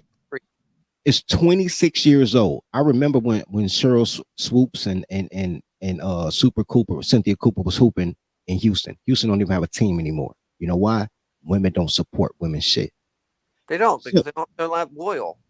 So when you look at the demographic of who watches them, it is until Caitlin Clark came in last year or this year. Until then, it was men over 65. It was a bunch of old boomers I like to see because it reminded them when they was androgynous, right?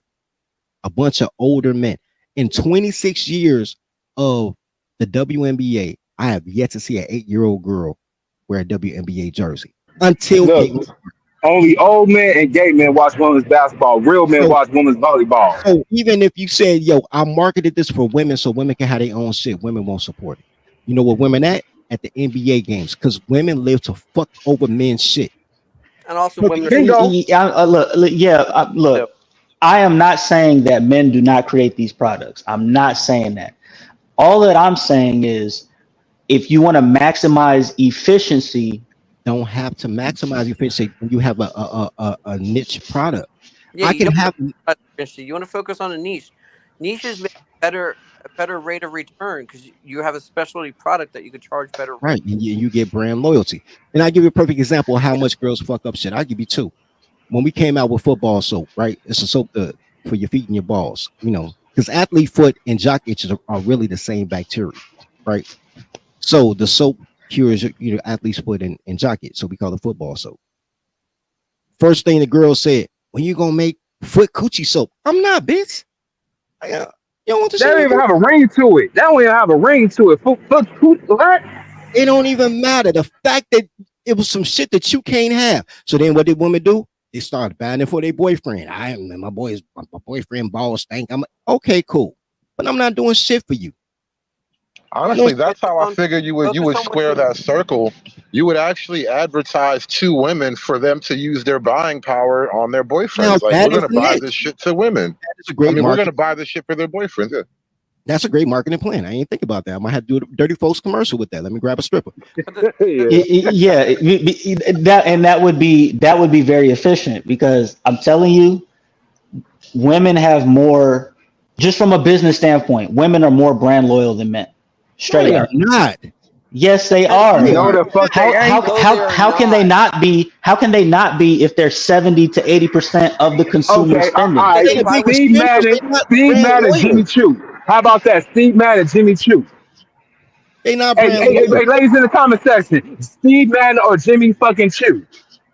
How And loyal are you to them? Until what Balenciaga come on the scene. let's Women look are at not like brand loyal. cars. For What? example. Women are not Every brand That's loyal. how loyal they get to a brand. They ain't loyal to no brand. Look, a bitch can have Steve Madden on today, but at the end of the motherfucking week, she gonna want Jimmy motherfucking Choo. They ain't You, loyal. Women yeah, are brand. that would be brand loyalty, sir. But they not brand loyal to that. Look, women aren't loyal to a hairstyle. Niggas got the same hairstyle 30 years. Women not loyal to their shoe game. Niggas been wearing Jordan since 89. Women not loyal to shit. They not loyal to their nigga. They not loyal to their kids. All them motherfuckers mismatched. Women have no loyalty, bro, to well, brands or anything else. no, there is one loyalty that they have, and this is how you exploit. The only loyalty they have is to the hive mind. So if other women say to do something, they're going to do it. If you have 3 or 4 women in a group tell another woman what to do, that girl's going to do what the other 3 want them to do. Right. Women only loyal to our feelings and the Yes, space and they that's need. how a lot of people exploit advertising because they use shaming tactics to get other girls to shame other girls to use the same products. Yeah, women are loyal. I They're can not. tell you how old a man is by what type of cologne he wear. That's how loyal men are. Old Spice, old nigga. You know what I'm saying? Yeah, that mean Jakar or Cool Water. You know what I'm saying? Gen X nigga. Man, Motherfucker. nigga, I'm still running the cologne from the beauty supply that came in a cigar case. Regardless, like I could tell you how old a nigga is by what cologne they wear. Cause niggas are brand loyal. Men are brand loyal. Women are not brand loyal. Men get the same shit all the time. I had a Lexus. I'm gonna trade my Lexus in for a Lexus. Like men are brand loyal. Women just whatever the fucking wind say. If women were brand loyal, then people, because when they say urban, they mean black, and black is, and we already, this whole show is about niggas doing shit that bitches like, right? That's the only thing. Is in them, they judge their manhood based on a woman, so they do what women like. If women were brand loyal, then people wouldn't be like, yo, we have No, I can't even say that, dirty, because niggas ain't really brand loyal no more either. Check it out. How many niggas out here want to get a fucking form and y'all don't want to deal with American made car? I mean, you gonna pay out of pocket more for the form, bitch, but American made right here, it costs you less, but you don't want to mess with it because what? Because what? What No, you what I'm know saying is this. If red monkey jeans are in, and then a girl tell you red monkey jeans are played out, nobody else gonna wear red monkey, right? Nobody ever said Levi's is played out. Levi's is just Levi's. Never. Yeah, because of the types of brands they are. Like I mean, and you know, depending on what markets you're talking about, like certain brands are flashes in the pan, and they're only going to have like a 7 to 8 year shelf life. The And flash in really, the urban shit. probably less than that or whatever. But like you know, that's on some urban shit a lot of the time. Levi is not marketed to an urban audience. You know what I'm saying? Exactly. Levi's is Exactly. marketed to people that want to, you know, wear something casual that everybody wants to wear. Like, and the thing is, like, that brand's been around since when, like, 1840s. Right. So I mean, Something like that. yeah, I mean, Yeah. the first Levi's were for miners. That's why the jeans were made out of canvas so they could take punishment. But Yeah, women are style loyal, right? So you can get a polo no, shirt. they're not even style law. If the queen bee in a friend group changes the style, the whole friend group changes True, the style. true. The whole everybody went from low haircuts to high. You only have to convince the queen bees what to do. Hence why, like, if you look at fashion, they only have they have the trendsetters come to the fashion group. They market it to 3,000 people, and guess what? Now the next, you know, Kohl's modeling agencies are all going to have the same crap because they only have to influence to 2,000 people, and that's it. Yeah, like you know what I learned from I had like a clothing business. Like it was like we threw like a little like dinner party kind of things, like the Tupperware model. But I was doing dudes' clothes, right? And I was calling a boutique, all that stuff. You know, I was doing okay. But then, man, I really blew up when I started selling women's clothes. And what I really realized is it was so easy, man. Because like you know, I just looked at the you know what I'm saying, the markup. You had like you know 1,000, 2,000% markup on like something real cheap. You know what I'm saying? Cheap, lightweight, so I ain't got to pay for all that shipping and all this other stuff, man. It's just like, yeah, okay. If it costs me $2,000 for like, like a lot of jeans and then like some t-shirts and all this other stuff, what am I going to go to that, or am I going to go to the low or the high yield stuff? You know what I'm saying? Because it'll cost me $500 for like a box of women's clothes. That will cost me $1,500 for the Thank you, men's sir. clothes. Thank you, sir. I'm not gonna argue. Thank you, sir. And y'all brought up Levi's. Guess when Levi's started expanding and making a whole lot more money? When they started including women's denim. That's when their shit started expanding. So I don't know what kind of point y'all are trying to make in regards to business, but it's not. Y'all are making all of my points for me. So thank you. Keep going. Keep going. I'll make it. I'll make your point for you that you just made right there. You're talking about expansion. You're not talking about integration, right? So the WNBA is an expansion of the NBA.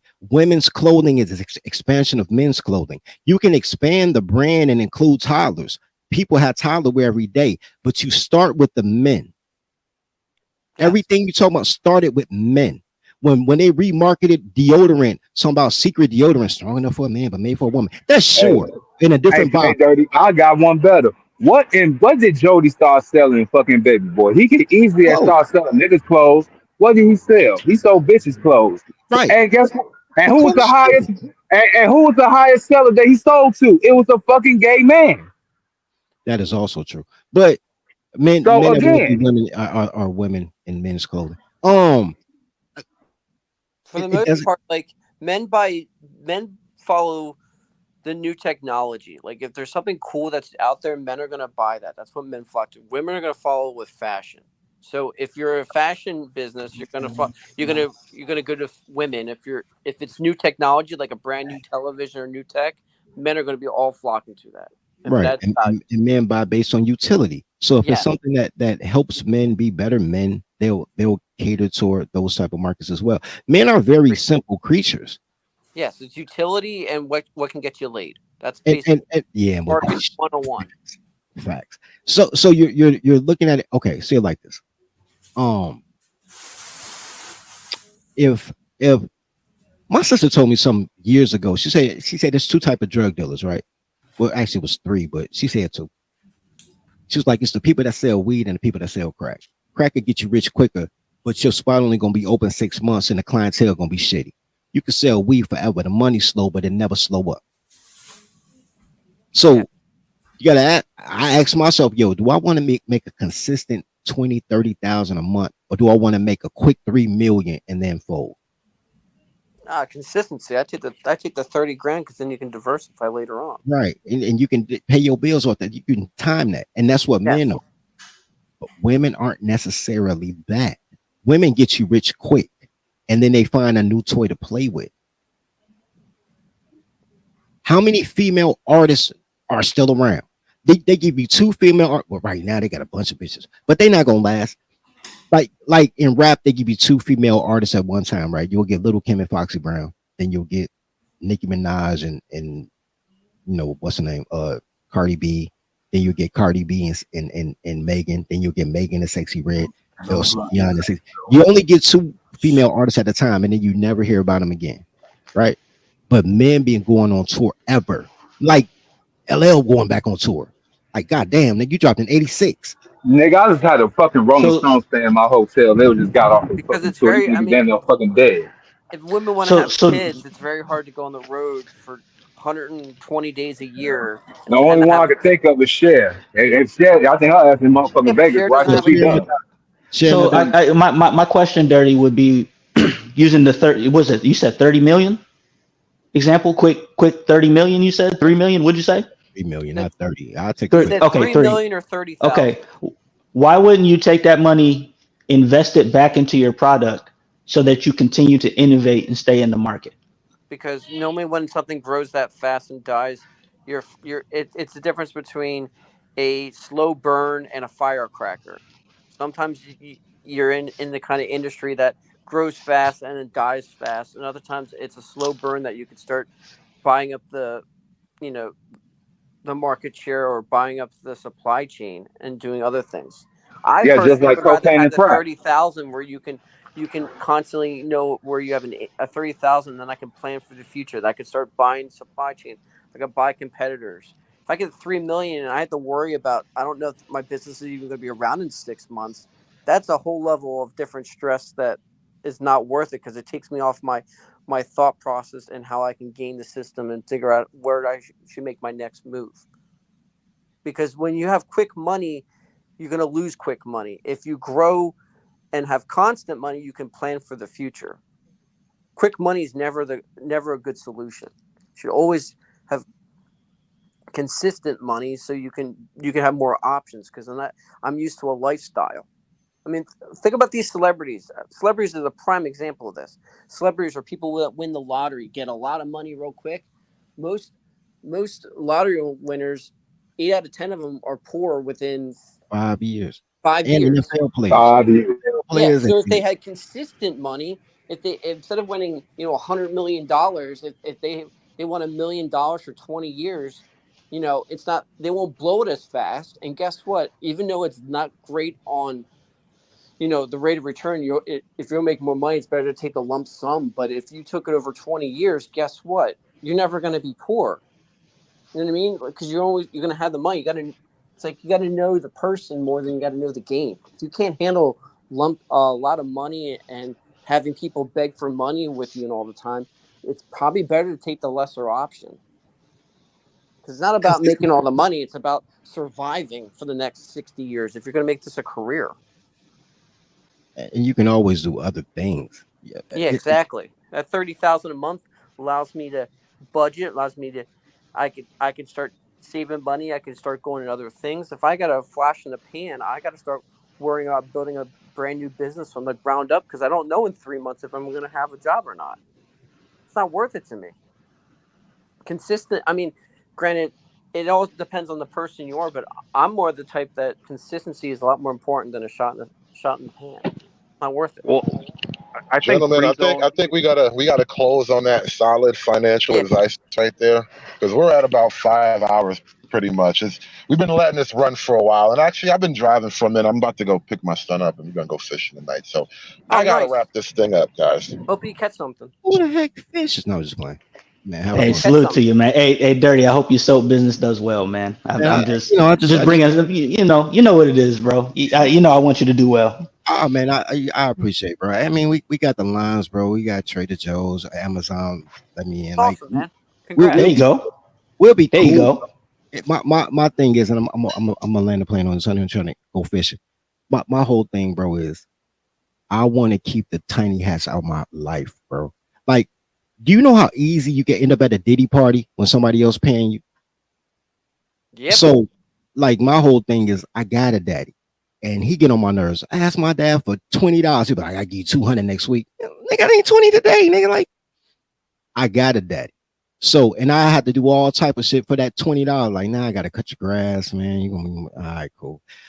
I got a daddy. I don't need a second daddy, and that's what the Semites become when they give you a quick 30,000 for an album that never dropped, or a 250 for a business off your valuation, but they want 4,000 a month, whether you sell or not. They like the mafia, right? And that's what you have to do to grow quick. You got to hurry up and get quick inventory, have a quick turnaround. You got to grow quick. You know what I'm saying? If you steady, then you ain't got to worry about having a second daddy. Now you can feed people, put shorties on, like, look, shorty, got you a little job. You know what I'm saying? Pick my strippers, whatever the case may be, Yeah, and the good thing with, I'm gonna end it. I know. I'll just say, have fun fishing.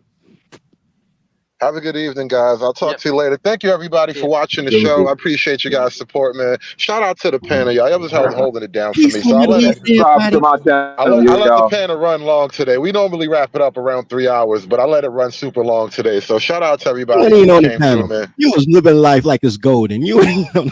Bro, I done ran some errands. I done picked some shit up, bro. I done did some things, and now I'm about to pick my son up, bro. I got a lot of stuff done, man. I appreciate y'all.